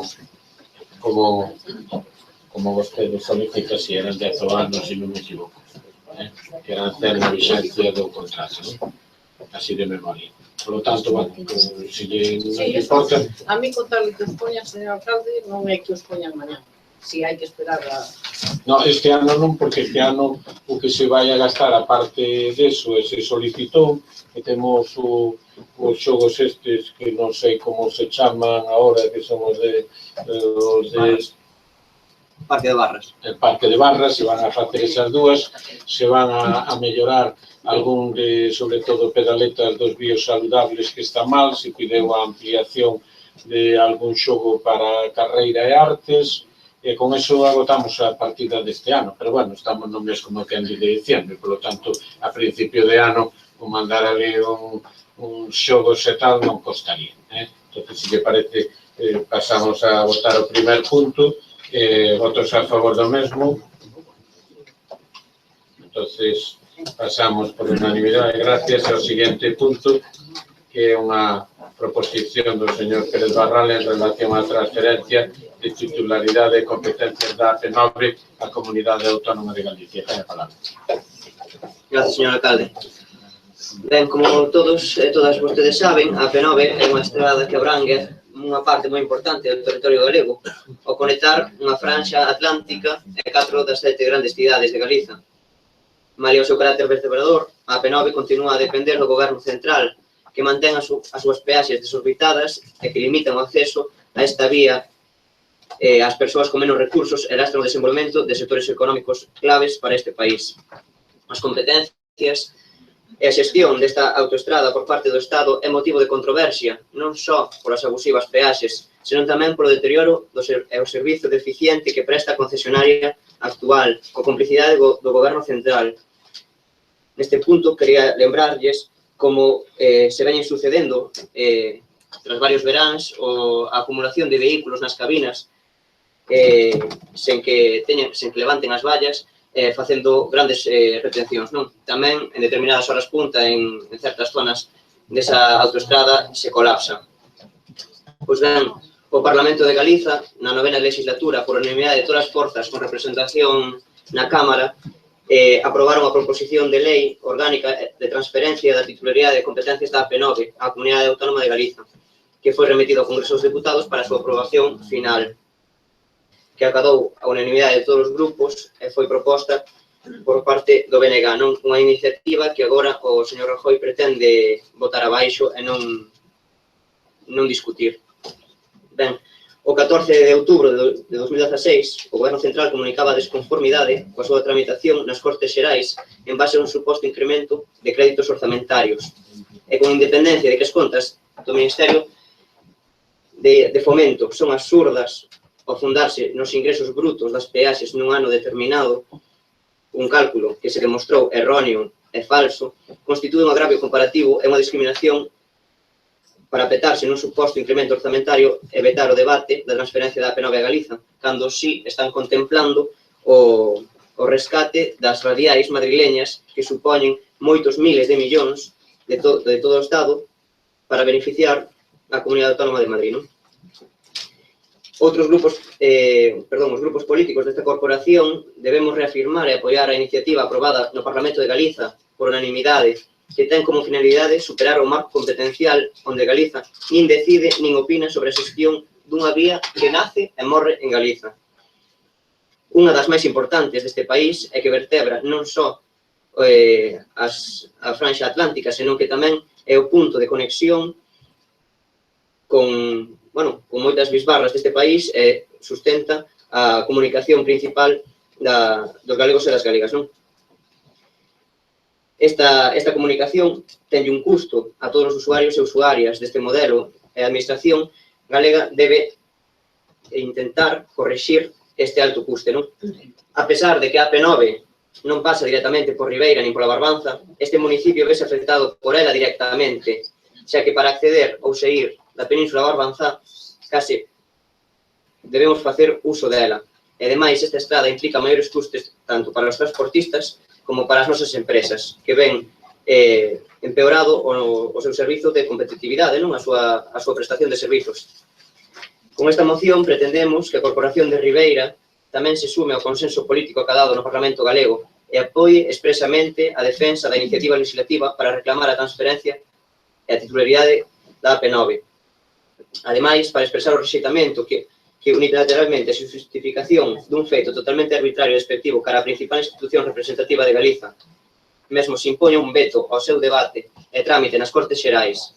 Polo tanto, tamén estamos a reclamar que se garanta un elemental dereito democrático por parte do Goberno Central a que unha iniciativa de tanta importancia para Galiza sexa debatida e sometida a consideración do Congreso e do Senado, non simplemente para ser arquivada sen oportunidade de poder facela valer. Por todo isto, en nome do grupo do BNG, solicito os seguintes acordos, non? Que son instar ao Goberno Central e ao Ministerio de Fomento a retirar a desconformidade coa tramitación da proposición de lei orgánica da transferencia da titularidade e competencias da AP9 á Comunidade Autónoma de Galiza, aprobada por unanimidade no Parlamento de Galego. Segundo, instar a todos os grupos políticos con representación nas Cortes Xerais a axilizar a súa tramitación e aprobarla nos termos consensuados no Parlamento. E terceiro, rexeitar o rescate multimillonario con fondos públicos de autoestradas co único fin de salvaguardar a banca e as constructoras que a xestionan e instar a que os recursos públicos se destinen prioritariamente ao rescate de autoestradas en beneficio das usuarias e usuarios finais, para rematar coas peaxes abusivas da AP9. E cuarto, trasladar este acordo aos grupos políticos con representación no Parlamento Galego, nas Cortes Xerais, e, ademais, ao Goberno Central e á Presidencia do Congreso. Gracias. Gracias, señor Pérez de Barral. Señora García Bosa. Bueno, eu a verdade teño miñas dudas, ainda que ao final votarei a favor porque será por unanimidade. Primeiro xa, o que digo sempre, vou a pedir eu que se quiten os parlamentos de Galicia e do Estado. Porque se temos que estar recordando estes pobres concelleiros de aquí de Ribeira o que teñen que facer ou deixar de facer, xa me parece tremendo. Se foi aprobado por unanimidade no Parlamento de Galicia, non son eles suficientes para que lle pidan a seus representantes no Parlamento español que sean capaces de tramitar e facer isto. E despois teño unhas dudas, señor Carlos, que tamén leva moito tempo político, pois ao mellor lle pasa para que igual que a min, que, bueno, a min así un principio leído e despois de ler o Senado de Galicia, que se pide todo isto, en un principio parece moi bonito, pero eu pregúntome, o mantemento desta autopista non lle vai a salir moi caro a Comunidade Autónoma de Galicia? Os recursos que temos cando mira os ingresos que hai, os activos que temos, a población envellecida. Eu, simplemente. E segundo, eu sempre poño o mesmo exemplo. Aquí esta que se pideu das casas do mar foran transferidas, non paramos. E ao final era o único que tiñan os mariñeiros e agora non sei o que son as casas do mar, señor alcalde. O sea, eu estou disposto a apoiar isto, se é por unanimidade, se considerades que é necesario, pero as miñas dudas quédame e son moi grandes, e sobre todo polo coste que lle pode ter aos galegos e as galegas, como dicides vos, porque como teñamos que pagar nos mantemento, xe vos contaría. Gracias, señor Chota. Sí, muchas gracias. Bueno, pues el tema es un poco reiterativo también de lo que acaba de decir nuestra compañera Rosa. No sé qué obsesión tenemos en dedicarnos a cosas que no tenemos que dedicarnos. Es decir, hay un Parlamento, hay una Xunta de Galicia, hay unos gobiernos que ya se están dedicando y los votamos para que se dediquen a eso. Con lo cual, quiero decir que con el fondo puede que esté de acuerdo, es decir, lo del AP9, que se retome y que sea propiedad de la Xunta de Galicia, me parece totalmente de acuerdo, pero los acuerdos que nos piden, desde luego, desde mi punto de vista, no son muy coherentes y votándolos individualmente, igual alguno podríamos apoyar, pero así en su totalidad, por supuesto que no. Gracias. Gracias, señor Vilas. Moitas gracias. Bueno, nós imos a votar a favor dos puntos 1, 2 e 4 e temos unhas reticencias con respecto ao punto terceiro que consideramos que, cumplidos anteriores, xa non tería moito sentido. Gracias. Gracias, señor Vilas. Señora Couso. Gracias, ben, por parte do Partido Popular e por parte tamén da Xunta de Galicia. Facía referencia xa o señor Pérez Barral a ese acordo unánime acadado no Parlamento de Galicia de solicitar a transferencia da titularidade desta autoestrada da AP9. Autoestrada que verterá toda a Galicia Atlántica, onde reside a maior parte da poboación de Galicia, e nós creemos que unha xestión directa desde Galicia desta infraestructura explotada en régimen de concesión nos permitiría velar con maior eficacia polo seu funcionamento e procurar unha política de peaxes que fora máis beneficiosa para os usuarios. Creemos que é o mellor. Estamos convencidos de que xurídicamente é posible. E, ademais, esta postura pois conta, como ben lle decía, por respaldo unánime de todos os grupos políticos que temos no Parlamento de Galicia. Pola nosa parte, señor Pérez Barral, decirlle tamén que a tramitación da proposición de lei que xa foi aprobada na pasada legislatura no Parlamento de Galicia continúa no Congreso dos Deputados e a única novedade é que a Mesa do Congreso solicitou novos informes despois de que o Ministerio de Fomento se opusera a súa tramitación por razóns orzamentarias e de acordo co previsto na normativa vixente. Nos agardamos a que se produzca ese debate porque esa é unha demanda unánime, está recollido no noso programa electoral, como ben sabe. É un objetivo polo que imos seguir traballando. Debemos recordar que o Partido Popular de Galicia leva defendendo de forma seria e con rigor esta transferencia, tanto no Parlamento como desde o Goberno de Galicia, desde o ano 2009. Sabemos que xa en outras épocas onde non gobernaba o Partido Popular na Xunta de Galicia, se levou isto ao Parlamento de Galicia e non se acadou ese acordo unánime, que sí se acadou agora. Congratulámonos de que, efectivamente, todos os grupos estamos de acordo nesa demanda.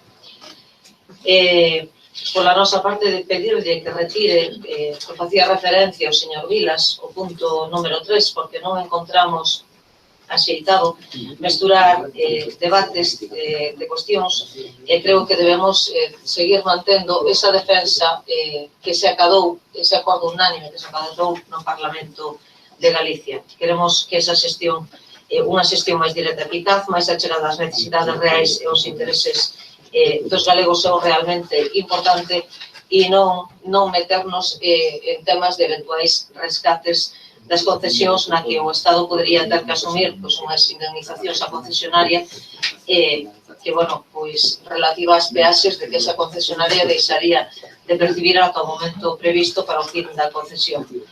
Porque entonces estaríamos metendo, digamos, que en un punto que non poderíamos pedir coa seguridade que temos nosotros tres. Por eso lle pedimos, bueno, pues que retire o punto número 3 e os outros puntos terán o noso apoio. Máis nada, gracias. Gracias, señor Pérez Barral. Ben, grazas.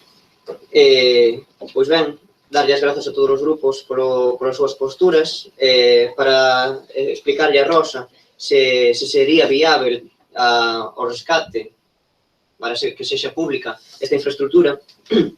Son algúns datos, non? Que, por exemplo, a concesionaria recada 300.000 euros diarios nas peaxes. Leva en beneficios netos máis de 750 millóns. Esta peaxe xa está amortizada, porque no seu día valeu 1.500 e pico millóns e agora xa, vamos, os seus beneficios son bastante desorbitados e por iso pretendemos que sexa pública. Por qué? Porque desde o Goberno galego poderase facer todas aquelas xestións oportunas que se consideren necesarias para reducir a a concesión que está ata o ano 2048 e tamén para rebaixar as peaxes ali onde sexa necesario, porque moitas persoas non poden acceder a esta infraestructura porque simplemente non teñen os recursos suficientes ou porque a utilizan, o sea, terían que usar tanto que non se ven con cartos suficientes para poder facer uso desta, non? Tamén entendemos que os parlamentos galegos, tanto no Congreso, tamén deberían facer o seu traballo, pero cando non o fan, tamén debemos nós ser quen de lembrarlo, non? Unha titularidade pública desta infraestructura entendemos que tamén melloraría na seguridade viaria. Por que? Porque as autoestradas e autovías contan con maiores elementos de seguridade e fanse moito máis accesibles se son gratuitas, non? A xente usaría máis e, por lo tanto, poderíanse tamén reducir os riscos e os accidentes de tráfico. En aras ao acordo unánime ou intentar acadalo, vou a retirar o punto 3, mas si vou deixar o resto tal como se pide desde os grupos do PP e do Partido Socialista. Máis nada, grazas. Gracias, señor Pedro Barral. Entonces pasamos a votación do que queda da moción, é dicir, excluindo ese punto 3. Votos a favor da mesma. Queda aprobado por 19 votos a favor unha abstención.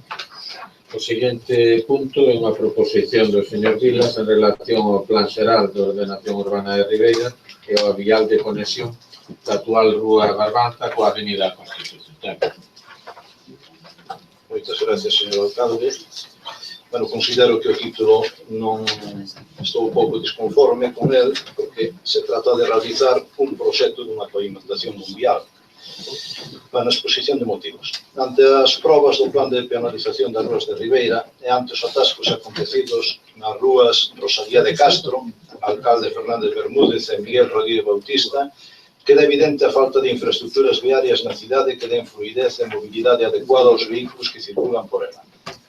A prolongación da rúa Barbanza, situada no barrio do Ameneiro, no casco urbano de Ribeira e paralela á rúa Pedro Arias e Miguel Rodríguez Bautista, sería moi positiva para os veciños da zona, unha vía eficaz para reducir os atascos nesta zona da cidade. No actual pexón de Ribeira está previsto vial de conexión da actual rúa Barbanza coa Avenida da Constitución.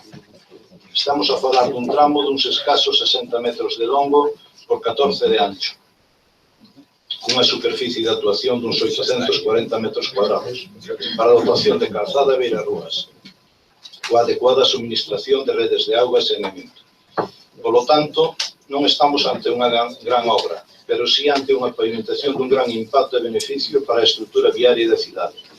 Esta actuación levaría implícita o cambio de sentido de circulación no tramo entre o aparcadoiro do Centenario e o Xulgado, o que daría oxígeno á confluencia da vía Miguel Rodríguez Bautista coa vía Mariño de Rivera, hoxe en día moi saturada.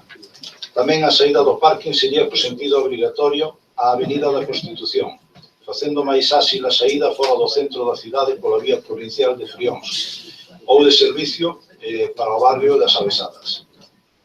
Dita franxa de terreo é compartida por un particular, a parcela 09, nuns 210 metros cuadrados, e o Concello de Ribeira en 540 metros cuadrados, amén dunha parte duns 90 metros cuadrados que corresponden á parte cedida ao terreno da Tesorería da Seguridade Social. Deste xeito se disporía dunha vía de conexión directa entre dúas zonas estratégicas da cidade co fin de descongestionar o tráfico das vías actuais. En virtude do exposto, o Grupo Municipal Socialista insta ao Pleno da Corporación Municipal a adopción do seguinte acordo: que se desenrolen as xestións necesarias para proceder á realización do proxecto e execución do citado ramal de prolongación da Rúa Barbanza, novo vial previsto no pexón de enlace da Rúa Barbanza coa Avenida da Constitución. Moitas gracias. Gracias, señor Vilas. Señora García José. Muchas gracias, señor alcalde. E pedir antes de tomar unha decisión, ten que saber en que situación está a cesión de terrenos, a seguridade social, todo eso que se iba a facer aí, porque non vai a ser que empecemos a abrir un vial que resulte que a seguridade social reclame. Eu sei que se había intentado que revertira o Concello, non sei que pasou a partir de aí. É unha...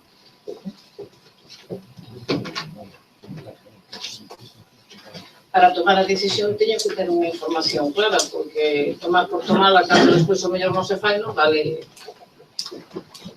Vamos a ver. Si que parece que lle sirve de información a todo o mundo. Eso no sei un momento, eso está dentro dun polígono, é dicir, dun suelo que se ten que desarrollar. No chan urbán, para desarrollar ese suelo, pois quenes tiñan, digamos, que urbanizalo e quenes tiñan que cedelo eran os propietarios. Eso no seu momento estaban interesados en facelo e xusto chegou a famosa lei do litoral, os 500 metros. Curiosamente, os 500 metros chegaban hasta ali e se paralizou todas as actuacións que no Concello se quixeran facer. Por lo tanto, en aquel momento que era factible, porque había interés urbanístico por parte de unhas persoas propietarias en desenrolar eso, pois hubo que paralizar. Que pasou? Que cando se aproba ou esa suspensión dos 500 metros se paraliza, digamos, xa se pode actuar, pois resulta que en esos momentos quen ten que desarrollar un polígono que é a forma de poder aperturar xa interesado, non? Entonces, agora que habría que facer? Pois eu entendo que en todo caso que teríamos que facer é intentar que os propietarios o fixeran, van a decir que non. O que habría que facer en todo caso, entendo eu, pois igual, se están de acordo os grupos, chegar a algún tipo de acordo en que o Concello financie eso, chegar ao momento de urbanizar, que ellos devolvan ou paguen ao Concello. Porque si é verdade que esta é unha das obras que o propio plan de accesibilidade fala como prioritaria de abrir esa rúa. Esta é máis a que sería de... Pero sempre estuve interesado en facela, porque pasa que os veciños son os que en estes momentos non creo que estén interesados. Se os grupos están de acordo en que o alcalde poda manejar todas as opcións, ahora, eso é o que teñen que decidir vostedes, porque a outra non sei se terían que decir os servicios jurídicos no seu momento si temos que expropiar e facela, co cual estamos na mesma. Estamos expropiando algo, entrando dentro dun polígono, o cual non sei se a lei sería cuestión de estudios non lo permite directamente, non sei. O mellor é mellor facer unha reunión en pequeno grupo e debatir todo isto e asesorar a mí se lle parece, porque eu, de verdade, esta foi unha das áreas que cando cheguei xusto á alcaldía intentei aperturar. Igual que aperturamos outras rúas que fomos capaces de aperturar, esta, pero, claro, esta é máis outra, non sei se se chaman xuntas de compensación ou como era, que estaban aprobadas, pero que se botaron atrás por mor da crisis. Entón, se lle parece, temos unha xuntanza todos os grupos, cos servicios jurídicos do Concello, e que estudien a viabilidade que hai de como poder o Concello facerse coa propiedade ou poder facer esta rúa, se lle parece. Sí, acepto esa. Entonces, convoco a todos os grupos, sí. Señor alcalde, isto non se podía facer, ahora que estamos falando do Peixou, en esas reunións nas que se trata de adaptar ao Peixou, falar deste tema? É que o problema é que ese é un suelo urbano non consolidado, que está dentro dun polígono. Entonces, aperturar ou poñer unha calle en estes momentos dentro dun polígono, sin a aquiescencia dos propietarios, eu teño as miñas dudas, pero por eso prefiero que o xurídico do Concello o estudie convenientemente, que teñamos unha reunión cando vexa que o ten tal, e sabemos as opcións que teñen, porque en Chan Urbán cambiou todo eso de por aquí va unha calle, non marca unha calle, pero como hai un camino 4 metros, 8 metros, todo eso, que a lei, eso cambiou. Esta sí ben grafiada en planos, O noso grupo non ten ningún inconveniente. Entonces, parecelle que se lle de traslado a través do secretario tamén aos servicios xurídicos e de urbanismo do Concello que estudien o tema e que nos reúna a todos os grupos para ver a que alternativa temos. En función desa alternativa decidimos se convén ou non meterse eso, parece. Pues entonces, quedamos así, gracias, señor Vilas. O siguiente punto é do señor Chouza, en relación ao día 25 de novembro, Día Internacional contra a Violencia de Xénero. Ten a palabra, señor Chouza. Muchas gracias, señor alcalde. Aunque ya hemos comentado y me ha dicho que se va a hacer por parte del gobierno municipal una declaración institucional, creo que no viene mal también que el resto de grupos aportemos lo que podamos para mejorar o ampliar esa declaración que se va a hacer. Por lo cual, si me permiten, voy a seguir con ella y voy a solicitar su votación. Bien, las mujeres han sido protagonistas y uno de los principales agentes de los cambios sociales y culturales producidos en nuestro país en la última década. Son también las primeras en unir sus fuerzas para condenar cualquier tipo de violencia y preservar sus derechos, trabajando para superar los obstáculos que les impiden desarrollar su vida como plenitud. Con motivo de la declaración del 25 de noviembre, Día Internacional de la Eliminación de la Violencia contra las Mujeres, se reconoce que la violencia ejercida contra las mujeres atenta contra los más elementales derechos de las personas y constituye una violación de los derechos humanos que ninguna sociedad debe tolerar.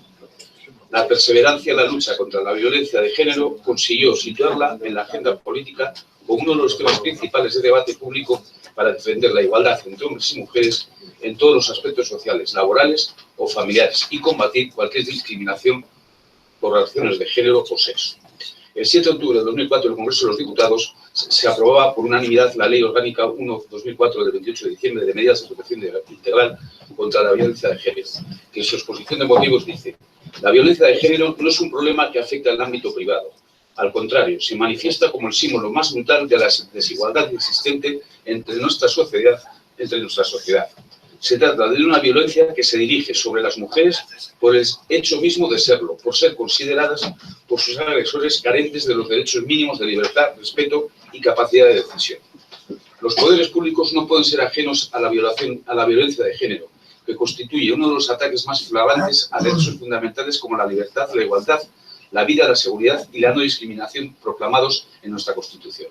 Esos mismos poderes públicos tienen, conforme a lo dispuesto en el artículo 9.2 de la Constitución, la obligación de adoptar medidas de acción positiva para hacer reales y efectivas dichos derechos, removiendo los obstáculos que impidan o dificulten su plenitud.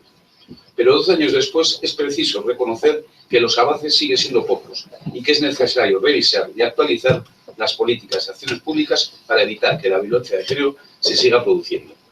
En lo que llevamos de año, 42 mujeres han sido asesinadas por violencia de género en España, una violencia que refleja y refuerza las desigualdades entre hombres y mujeres, además de atentar contra la salud, la dignidad, la seguridad y la autonomía de las víctimas. La violencia se produce por conductas que pretenden mantener el control sobre la otra persona y guarda relación con las desigualdades existentes en la distribución del poder y con las ideas y con los comportamientos basados en estereotipos en nuestra sociedad, que se deben combatir desde las fases más tempranas de la infancia, con el fin de evitar el desarrollo de futuras acciones sexistas, que puedan desembocar en relaciones de dominio y sometimiento en función del género. Por todo ello es preciso que hombres y mujeres se consideren como iguales con el mismo valor y con los mismos derechos y tratamiento jurídico como paso fundamental para acabar con la violencia de género y con toda forma de discriminación que pretenda generar una falsa superioridad moral que finalmente lleva a la violencia. Consideramos que la educación y la formación son el mejor instrumento para combatir la violencia de género en general, puesto que contribuyen a desarrollar la capacidad de los jóvenes para tratar a sus parejas y a las personas de su entorno con respeto, independientemente del sexo, y les hace conscientes de los principios de igualdad. Por ello, consideramos que sigue siendo necesario que los poderes públicos fomenten medidas que promuevan cambios a nivel educativo, social, económico, político y familiar, y que se traduzcan en una igualdad real y efectiva entre hombres y mujeres. Desde el 2008 tenemos políticas ineficaces, dotadas de recursos insuficientes. No solo ha habido recortes en sanidad, educación o dependencia, también en el programa de lucha por la igualdad de oportunidades, donde se ha recortado un 53%, y en el que prevención de la violencia de género que se ha disminuido un 11%. Es necesario cambiar esta situación y por ello asumimos el compromiso de intensificar la tarea de trabajar por la igualdad real y efectiva en nuestra sociedad para la erradicación de todo tipo de violencia contra la mujer, la dirigida contra una persona a causa de su sexo, identidad sexual o expresión de género, la agresión sexual y el acoso sexual, la trata de mujeres, la esclavitud y otras prácticas contrarias a los derechos humanos, como los matrimonios forzados, la mutilación genital femenina y los denominados delitos de honor, formas, todas ellas de violencia, que causan a las víctimas daños físicos, sexuales, emocionales o psicológicos, perjuicios económicos y, desde luego, supone una clara discriminación y una violación de los derechos y las libertades fundamentales de las víctimas. Por todo lo expuesto, en el Grupo Municipal de Ciudadanos proponemos al Pleno de la Corporación Municipal la adopción de las siguientes medidas. Primero, el Pleno del Consistorio acuerda declarar el firme compromiso en la lucha contra la violencia de género, promoviendo políticas destinadas a impulsar los cambios culturales, económicos y sociales a favor de la igualdad efectiva de mujeres y hombres y prevenir la violencia contra las mujeres. Segundo, impulsar una campaña institucional de sensibilización contra la violencia de género para fomentar la concienciación, educación, control, asistencia e inclusión social, para prevenir la violencia y el maltrato con especial incidencia en los medios de comunicación para que adopten un papel proactivo y responsable en la lucha contra la violencia de género, mediante un control riguroso de contenidos, especialmente aquellos destinados a la infancia y la juventud, que pudieran generar o mantener actitudes sexistas o banalizar las distintas formas de violencia contra las mujeres. Tercero, trabajar conjuntamente con las asociaciones y entidades que promuevan la igualdad efectiva mediante cambios culturales, económicos y sociales. Y por último, instar al Gobierno de España y al de la Comunidad Autónoma a mejorar los programas que promuevan la igualdad de oportunidades entre mujeres y hombres, considerando que la promoción de la igualdad es la mejor vacuna contra la violencia de género, además de adecuar las partidas presupuestarias para la prevención de la violencia de género a la realidad actual, para que se garantice una mejor asistencia a las víctimas, así como un mayor apoyo a los municipios a nivel económico y de otro tipo de recursos para este fin. Muchas gracias. Gracias, señor Sousa. Señora García Porse. Muchas gracias, señor alcalde. Eu non vou a falar nada, todos os anos cando vimos que a declaración institucional digo sempre o mesmo, teño meus puntos de vista, pero a pesar de que, bueno, as cousas que pides son cousas actuales, a mí gustaríame que non rompéramos o consenso que sempre tuvemos en esta corporación con usted e co anterior equipo de goberno para facer unha declaración institucional que fora por unanimidade. Gracias. Resto dos grupos que queiran. Señor Vázquez Cobas. Señor alcalde, falamos hoxe no punto de portavoz, estamos de acordo todos en facer unha declaración institucional. Home, A ver, explico. non vexo moito sentido en aprobar unha moción, non teño convite en votar, sacar unha declaración institucional, pero bueno, eu creo que se acordamos unha cousa é mellor, sería mellor levar a cabo. Gracias. Vamos a ver, explico. Os grupos que estábamos na xunta de portavoces precisamente truxen a colación a moción do señor Sousa, indicando se lle parecía conveniente ou non transmitirlle ao señor Sousa o que, como ven sendo tradicional, entre todos os grupos, busquemos unha declaración institucional. E, polo tanto, o señor Sousa xa mañá non pudo asistir e quedei en transmitirlo tan pronto viñera. Antes do pleno, lle dixen si se podía sustituir ou que ele consideraba de sustituir a súa moción por unha declaración institucional, e o que me manifestou é que a súa moción quer debatila independentemente de que despois os grupos podan ou non facer unha declaración institucional. Por lo tanto, non me queda... A la cual me añadiré, obviamente. Sí, bueno, pero sería despois de que nos añadiríamos ou non a súa. Co cual, sí, non quero decir que evidentemente as dúas cousas son compatibles, pero quizá non teñan a lógica, pero non me vou a meter porque evidentemente usted está no seu dereito de facer o que está facendo. Por lo tanto, como así o decideu, a debatimos e o resto dos grupos pois fan o que consideren... Nos permite un recesivo, así que quero. No, a los portavoces, pero los de la oposición.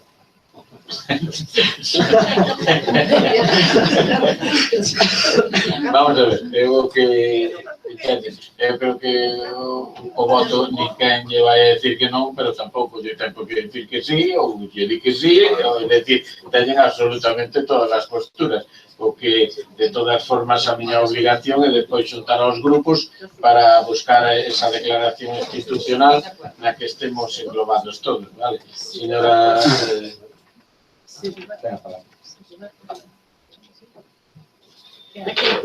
Grazas, señor alcalde, boas noites a todos e a todas. Bueno, deixando esta declaración institucional á parte, eu quero lle falar un pouco sobre a nosa, digamos, trayectoria que temos en prol desa igualdade. A ver, pareceme ben esa declaración institucional, pero co acordo de todos, lógicamente, por eso. A votar, si no se votaría no estaremos de acuerdo todos. Si non están todos de acordo non hai declaración institucional. Exacto, es que habrá outra Vale, un acordo de determinados. Bueno, pero hai puntos que, bueno, podemos aquí... Non, pero, a ver, señora, Sí. son dúas cousas diferentes. A moción do señor Chouza hai na que debatir, e despois todos os grupos nos xuntaremos para considerar e facer unha declaración a que todos nos sintamos representados. Entonces, se lle parece, por non abundar no tema, o noso grupo, non sei o que facerá o resto dos grupos, evidentemente non vai a estar en contra de ningún tipo de moción que pretenda a igualdade de xénero, pero en búsqueda de o que debe ser, ou nos consideramos que esa declaración institucional, o meu grupo vai a abster. E, por lo tanto, o que cada un dos grupos considere, pois, o señor Chouza pensa que debe votar, votámosla e punto. Entonces, se lle parece, pues, sí, señor Vázquez Cobos. Sí, pois o meu grupo tamén se vai a este, pero quero deixar claro que é en aras a unidade da corporación. Bueno, é un tema fundamental. Eu creo que eso ten que quedar meridianamente claro, por todo, creo que non hai grupo que se poda opoñer nin a súa moción nin a calquera outra que pretenda isto. Cuestión diferente é que, se queremos estar todos vistos e representados en esa declaración, pois optemos por a postura que consideren agora apropiada. Entonces, si lle parece, pasamos a votar. Votos... Sí, quería hablar. Sí, no, a ver, simplemente que yo creo que de cara un poco a la salud democrática de los municipios y sobre todo cuando no hay mayorías, el hacer una moción institucional de lo que sea puede partir de cualquier grupo, porque no tiene por qué ser partir del grupo mayoritario, o sea, puede partir de cualquiera.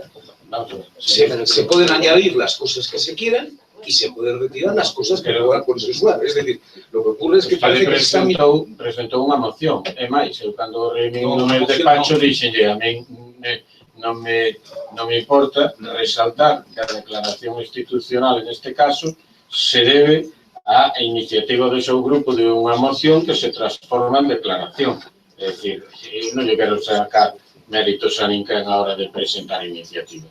Ten ese dereito, usted a presenta e non fai mal ningún, eu non o tomo así. O que pasa é que lle quero decir que prefiere, o meu grupo non lle vai a votar en contra, non lle vota a favor porque prefiere estar nunha declaración institucional no que participe o meu grupo, pero participe toda a corporación, porque eu creo que a forza de esa iniciativa é que todos estemos nunha loita que non debe ser en absoluto partidaria, así que nos debemos ver representados. Cuestión diferente, seguramente, en medidas, pois igual estaríamos en desacordo os grupos, ou pensaría unha cousa ou outra, pero sobre a base da defensa da muller ante ataques machistas, ante o que está ocurrindo, creo que a maior forza de unha corporación é manifestarse unida, e a sociedade o sema.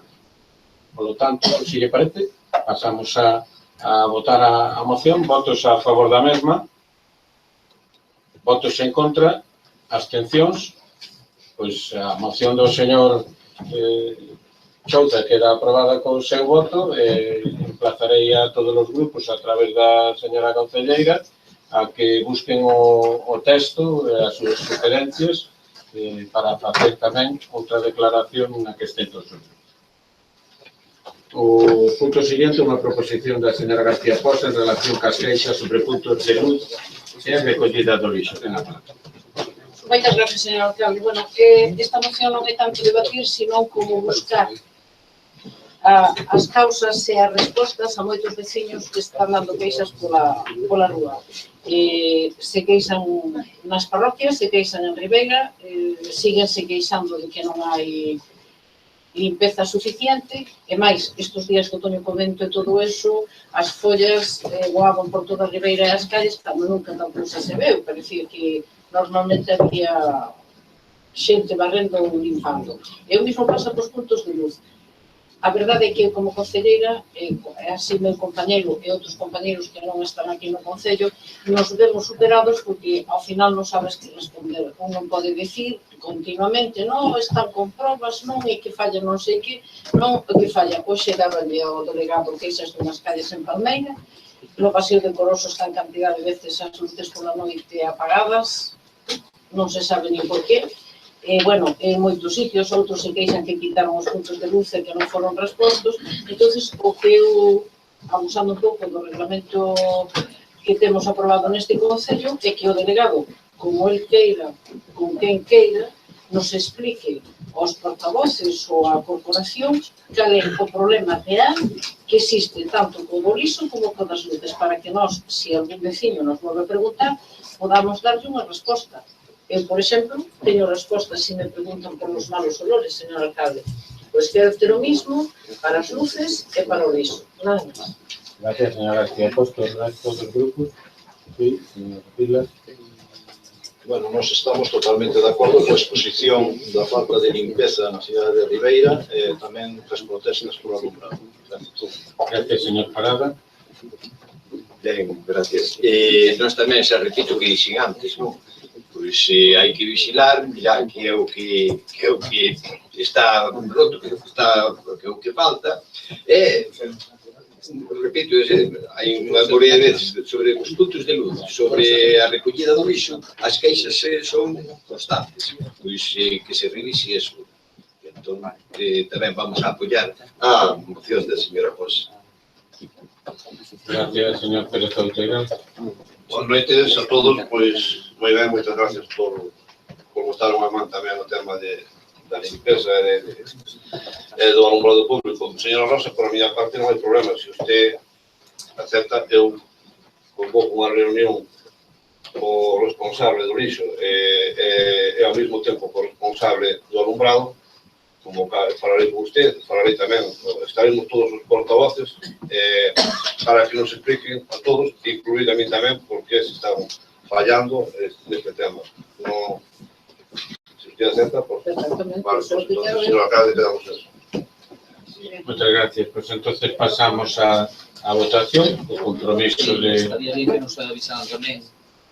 A los inscritos que nos avisaran estaría tamén bien. Vamos a ver, vale, muchas gracias. A participación dos non adscritos ben regulada, no que, excepto no que é comisións que estritamente se lle excluyen, as que non veñan por lei, evidentemente se vai a contar con vostedes. Entonces, dito eso, pasamos á votación da moción. Votos favorables. Pois entonces xa ten traballo o señor concelleiro para tanto convocar esa reunión canto antes. O punto 14 é unha proposición presentada pola señora Vaso Comariño en relación á elaboración dun proxecto de decreto polo que se establece a ordenación de apartamentos turísticos, vivendas turísticas e vivendas de uso turístico na Comunidade Autónoma de Galicia. Gracias, señora alcalde. Pois non entendemos a todos. Pois ben, a exposición de motivos é o seguinte. A Viturga é unha asociación de recente creación legalmente constituída e inscrita no Registro Central de Asociacións con número 2016/49 primeiro. É a primeira e única asociación de propietarios de vivendas turísticas de Galicia, tendo asociados en prácticamente todos os concellos de Galicia. Moitísimos veciños deste concello, entre os que cabe destacar non só do casco urbano, senón tamén de lugares como Currubedo, Palmeira, Guiño, Castiñeiras, etc., teñen como tradición alugar en época vacacional e sobre todo estival vivendas, facilitando con el a chegada do turismo e a permanencia do mesmo, no que é un referente utilizar as casas e piso para disfrutaren deste entorno do que precisamente agora se ven facendo un plan de turismo. Por lo tanto, entendemos que é de especial relevancia a participación destes propietarios no desenvolvemento do turismo desta zona. A Xunta de Galicia está elaborando un proxecto de decreto /2016 polo que se establece a ordenación dos apartamentos turísticos, vivendas turísticas e vivendas de uso turístico na Comunidade Autónoma de Galicia. Na elaboración do mencionado documento, únicamente consultouse o sector hoteleiro, como así consta nos diferentes medios de comunicación e eles así o recoñecen. Dende o Partido Socialista e tamén en apoio desta asociación a Viturga, que é que reúne a estes pequenos propietarios, entendemos que é necesaria unha ordenación e regulación do alugamento vacacional, pero esta regulación que compete á Xunta debe facerse dende a transparencia, con unha ordenación clara e en beneficio de todos os colectivos, dando cabida a todos eles, e con finalidade precisamente de potenciar o turismo nesta comunidade. E, como non, potenciando de forma destacada as vivendas turísticas como elemento dinamizador do sector turístico en Galicia. Polo tanto, entendemos absolutamente imprescindible a participación dos propietarios destas vivendas, que son moitos, fundamentalmente no litoral galego, e concretamente ao que este concello se refire, para que no mesmo se contemplen tamén as necesidades e os obxectivos dos propietarios, así como canalizar toda a enerxía do sector en aras dun mellor servizo aos potenciais turistas. A redacción do proxecto de decreto, como se coñece ata a data, non ten como finalidade a ordenación de apartamentos turísticos, vivendas turísticas e vivendas de uso turístico. Ao contrario, parece que o decreto persigue a eliminación das mesmas. Este decreto ten medidas abusivas de difícil cumprimento que pretenden, sen unha justificación racional, a eliminación de vivendas do mercado de alojamento vacacional. Concretamente, no Concello de Ribeira hai moitísimas familias que teñen vivendas destinadas a alugamentos vacacionais. Os requisitos que se exixen neste decreto para que esas vivendas poidan seguir alugándose na tempada estival son de difícil cumprimento, o cal implicaría que case a totalidade das vivendas non poderían alugarse, ocasionando un impacto económico moi negativo na economía do noso concello, tanto as familias como o entorno económico, negocios, restaurantes, etc. E con un risco a maiores da marcha dos turistas a outros lugares que teñen establecidas hospederías. O alugamento vacacional é unha tendencia global que contribúe ao crecemento das economías dunha boa parte dos concellos de Galicia. A demanda de alugamento vacacional crece ano tras ano, o que demostra unha gran satisfacción por parte do cliente que se hospeda neste tipo de alojamentos.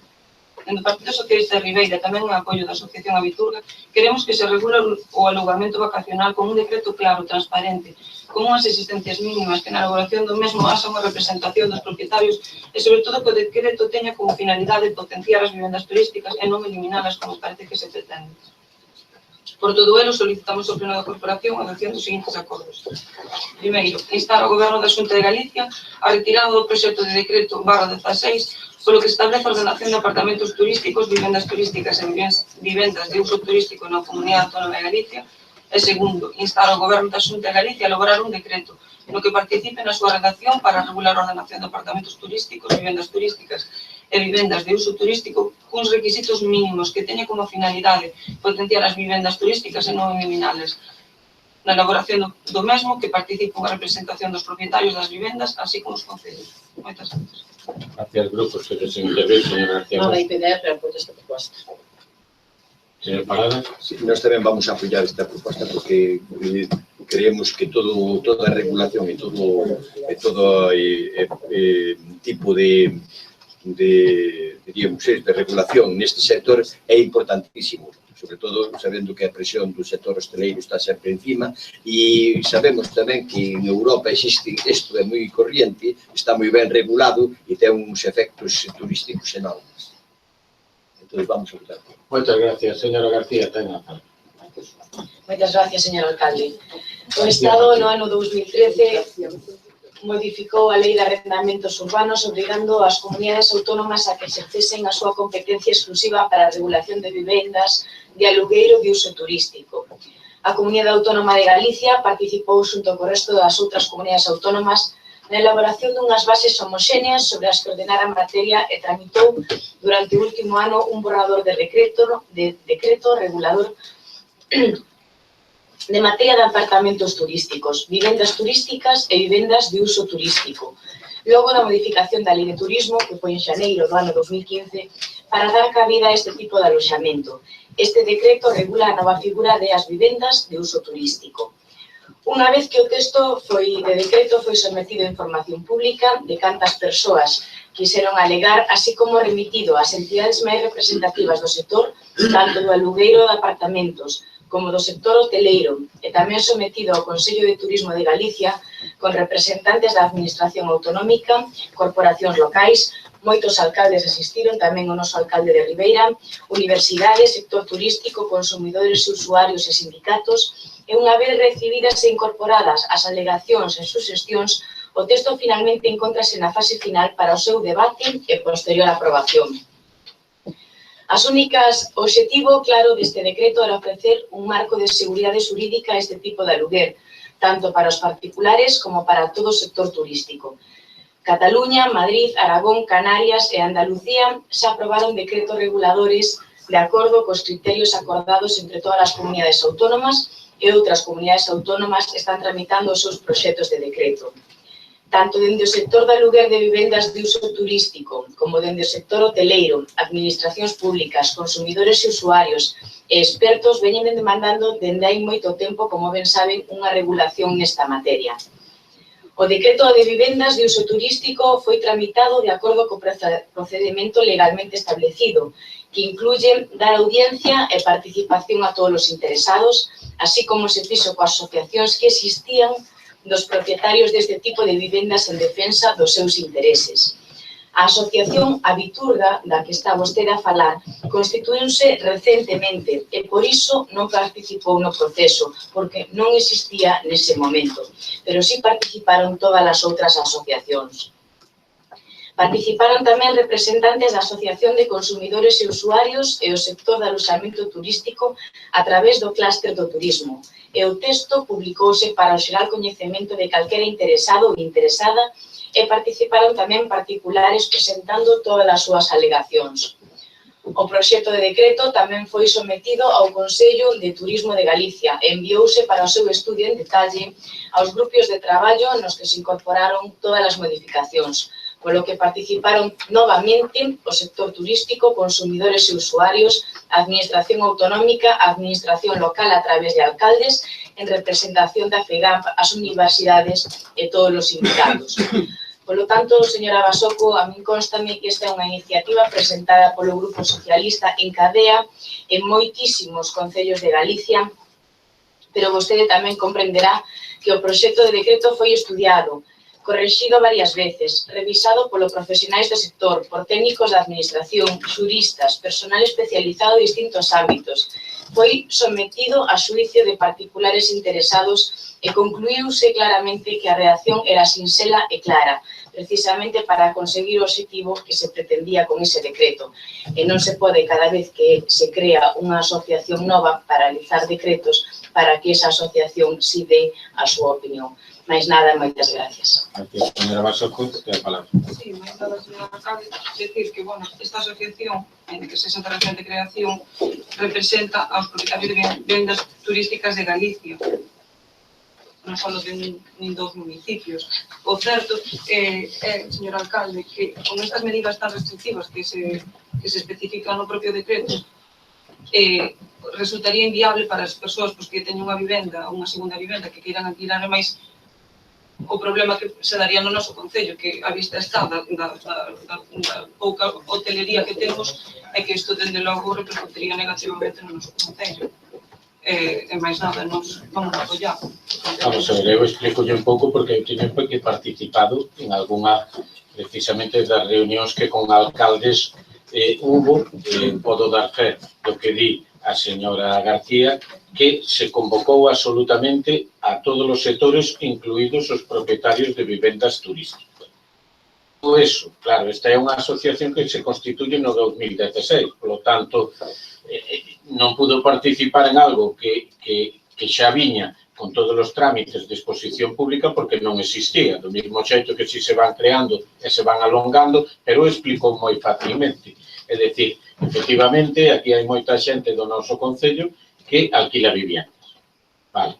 Dito iso, cando se presta un servicio, usted como consumidor tamén que ten que ter unhas garantías de que ese servicio ten, tanto unha folla de reclamacións, por poñer un exemplo, ou un seguro de responsabilidade civil, ou nun inverno unha calefacción, etc.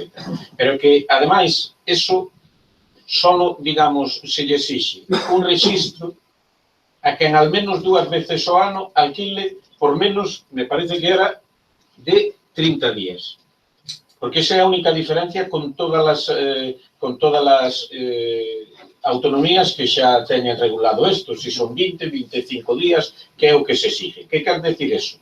Que en Ribeira, que normalmente pois se alquila por un mes, outro mes non é tanto, solo 15 días xa non entraría o 99% das viviendas dentro do decreto, en todo caso se lle aplicaría a lei de arrendamientos urbanos, é dicir, outra cousa é que a xente se este saltando a lei, que pode ir en negro, etcétera, etcétera, pero iso é algo, digamos, que non debía ser o normal. Hai que, evidentemente, axudar ao que é as economías domésticas, pero igual que os demais temos responsabilidades, creo que eles tamén. Entonces, quero decir que para o alquiler normal, aí hai a lei de arrendamientos urbanos. O que alquila un mes máis un mes non ten que entrar. O que alquila un mes máis 15 días, solo unha vez ao ano, está alquilando. Ahora, o que está alquilando, que isto, como sabe, hai a casa que se mete, que la alquila 20 veces por 7 días, por unha semana, esa é a que realmente ten que dar conta, pois, igual que un hotelillo, a policía de quen é o inquilino, por razóns de seguridade, ese tipo de cousas, e despois cumprir unha garantía. É dicir, é un produto que se mete no mercado. Eu realmente non lle vexo, vamos, tanto mal, pero sobre todo, bueno, cada grupo que faga o que queira, é que eu creo que se dou total participación, eu xa lle digo, como alcalde estuve ali, o que pasa é que se creou unha comisión que é que vostede di que escoiten agora. Vamos, non sei se seguramente tamén foi escoitada ou non moitos usuarios que non estaban en esta asociación, pero por decir, o único que tería o requisito de estar nun registro, en ese registro ter que cumplir é o que al menos 2 veces ao ano o alquilara por períodos inferiores a 30 días. E máis ter que presentar unha memoria justificativa, un informe previo, un claro, pero esa xente ao final está obrigando a que as persoas teñen que... É que ao final o que non se preocupe, que o que quera seguir en negro e por fora da administración non vai a meterse en ningún registro, nin vai a meterse en nada, vai a alquilar e listo, pero ala cada un co seu problema. Pois con isto eu creo que se está fomentando a clandestinidade.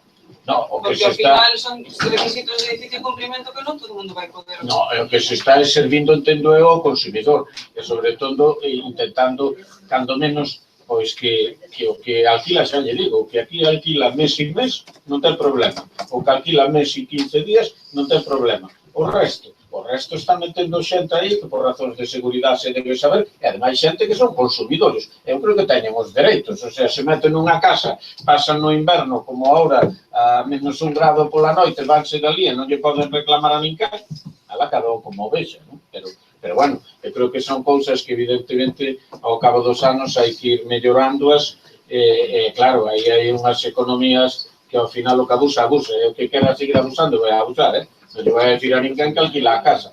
Ahora, iso sí, terá que ter aos de toda a vida non poñera logo o carteliño no jali, que igual o cachan. A cada un. Entonces, bueno, se lle parece, entonces pasamos a votación do que é a proposta da señora Basoco. Votos a favor da mesma. Son 9. Votos... abstencións, votos en contra, entonces...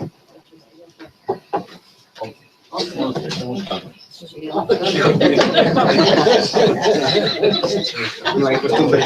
Bueno, moitas gracias.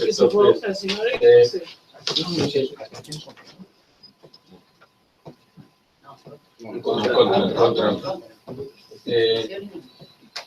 Pasamos ao control de órganos de goberno. Bueno, teñen o informe de morosidade do terceiro trimestre, como van sendo habitual, no cual o período medio de pago de proveedores seguimos estando dentro do que son os márgenes exigidos. Teñen tamén a súa disposición todos os decretos de alcaldía hasta o 22 de noviembre. Con respecto ás mocións de urxencia, teñen que... Sí, perdón.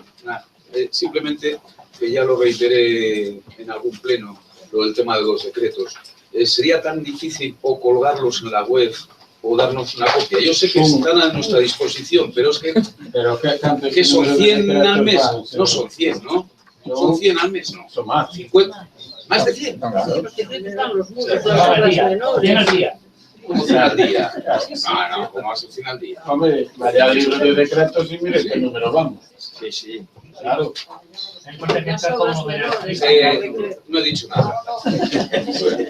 Claro. Entonces, gracias, señor Chouza. Gracias. Entonces, simplemente pedir perdón, saben que na Xunta de Portavoces falei de un escrito que viñera da Asociación de Empresarios solicitando unha axuda nominativa para todo o que son as súas actividades anuais, por erro deste alcalde por non o incluín no pleno. En síntesis, vostedes saben que o Concello de Ribeira viña axudando a Asociación de Empresarios a través de unha serie de actividades que, digamos, facíamos de xeito conxunto que en estos momentos non se van a poder realizar, como era continuar ca carpa o tempo suficiente para que puderan pois facer os diamare, digamos, actuacións cada vez que facían igual unha actividade ou colaborando con nosos medios. Bueno, eso hoxe en día ten que ser entendido como unha subvención nominativa, o cual nos impide pois facelo por este medio.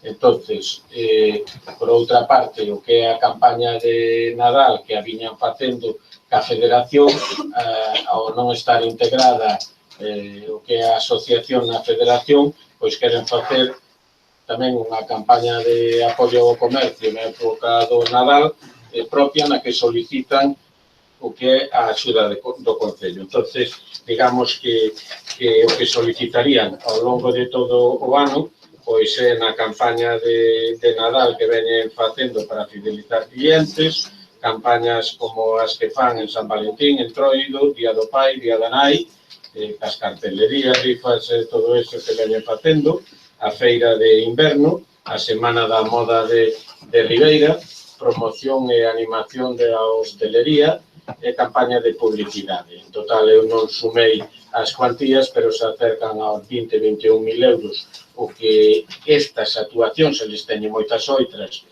solicitan digamos, a colaboración do Concello nunha cuantía do 80%.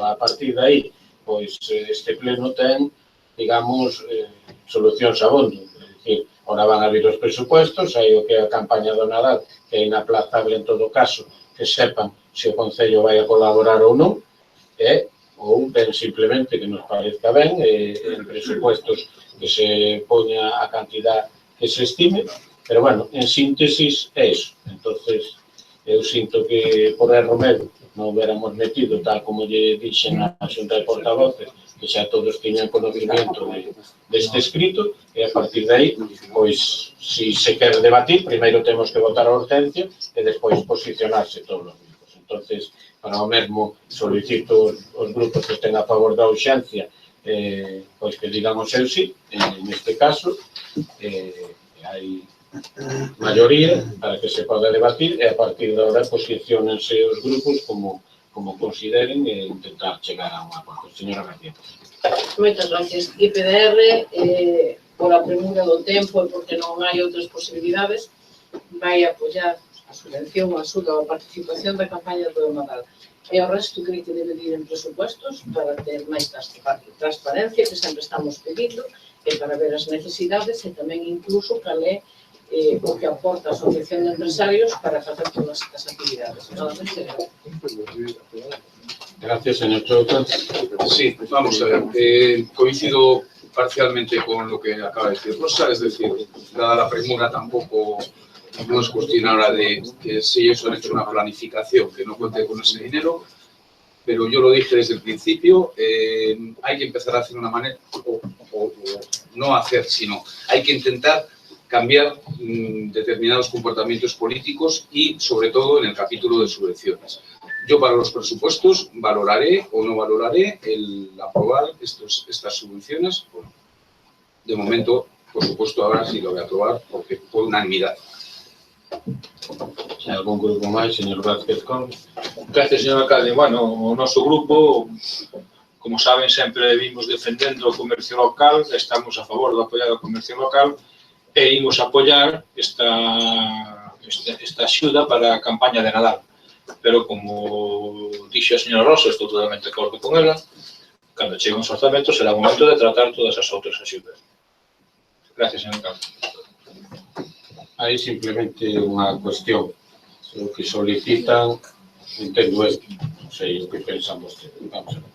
Eu, se non sumei mal, solicitan ao redor de 22.000 euros, o cual sería un 80% o que dé, pero a campaña de Nadal, claro, non sei se está metendo todo ou non está metendo todo, porque o que nos piden, digamos, a través de actividades anuales, sería 80% de 5.175,52, o cual está ao redor de 4.000 euros, non sei se é suficiente ou non. Eu creo que nas campañas que o Concello viña colaborando antes de que optáramos por a través da Diputación e da Federación hacer a programación que a eles lle viña ben, eu creo, non sei, señor interventor, se se acorda, se eran 6.000 euros o que se daba para aqueles sorteos, o digo, por dar alternativa, non?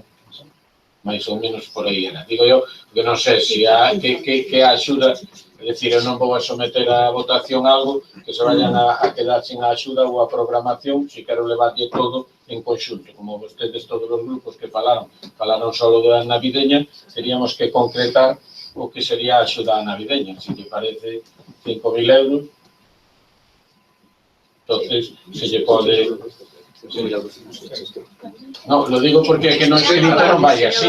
Es que no vale. Pero no es que no vale. Ni es una moción, ni es nada. Es un escrito que, vamos a ver, é un escrito que temos que tratar sí ou sí, porque se non tratamos en este pleno, é imposible que se poda levar adiante a axuda do Concello, por lo tanto, sin a axuda non o van a poder facer a campaña navideña. Entonces, dentro de eso, eu entendo que aquí hai un escrito que están falando de determinados gastos. O interventor vai informar favorablemente, non? Esto vai a condicionar o ano que ven. El gobierno local non tiene competencias para aprobarlo. É que se a tuvera non se preocupe usted que xa lo aprobado.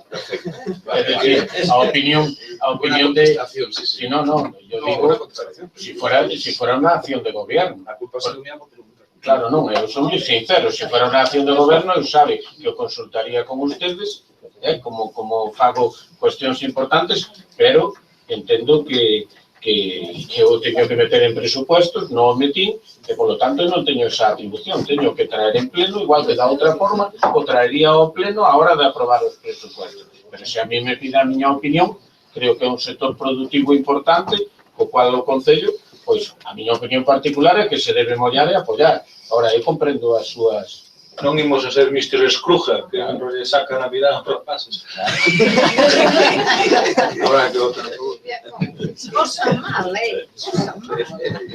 Bueno, pois, se lle parece, entonces, se lle pode comunicar que con cargo ao gasto de 2017 o Concello para que o comercio poda facer a campaña navideña de premios e consumo no Concello teñen unha aportación de 5.000 euros.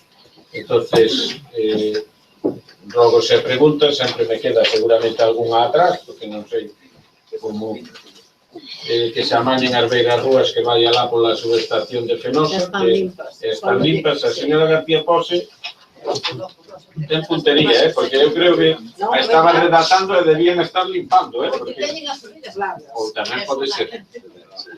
A señora Almudena Boso Comariño fai un robo que de 2 puntos de luz que hai na avenida das Carolinas, que dá un tramiño que se habían sacado no seu momento as farolas, e o que transmito é o mesmo que dixen antes. Cando teñamos que ver a disponibilidade que temos de puntos de luz, miraremos se estos entran. De todas formas, se non entran aquí dentro da remodelación da avenida das Carolinas, que por certo me chegou o borrador do convenio para estudiar, pois se poñerían ao longo do ano que ven.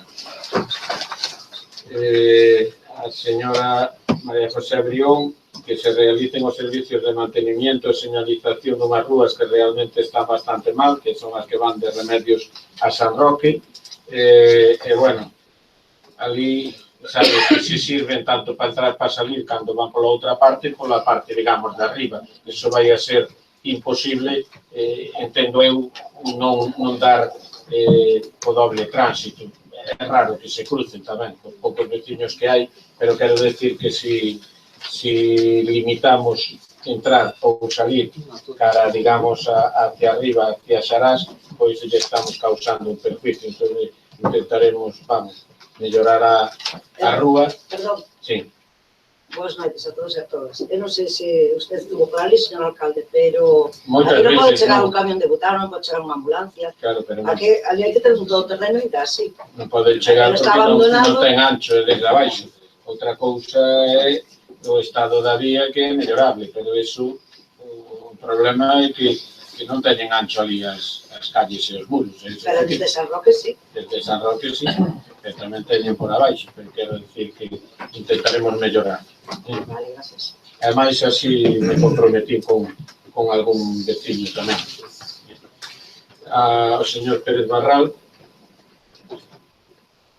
bueno, é unha solicitud na que coincidimos e que, ademais, xa o está facendo a policía, igual que en outras zonas que foron denunciadas, que en concreto é a zona de Fafián, un pequeno parque infantil que hai ali cerca da zona de Novo Santos, onde algúns desalmados pois van ao final a facer esas cousas que non nos gustan, que haya xente que teña esa dependencia, deixan jeringuillas, deixan, bueno, que ao final poden ser problemáticos por rapaces, decir que a policía xa está indo por esa zona.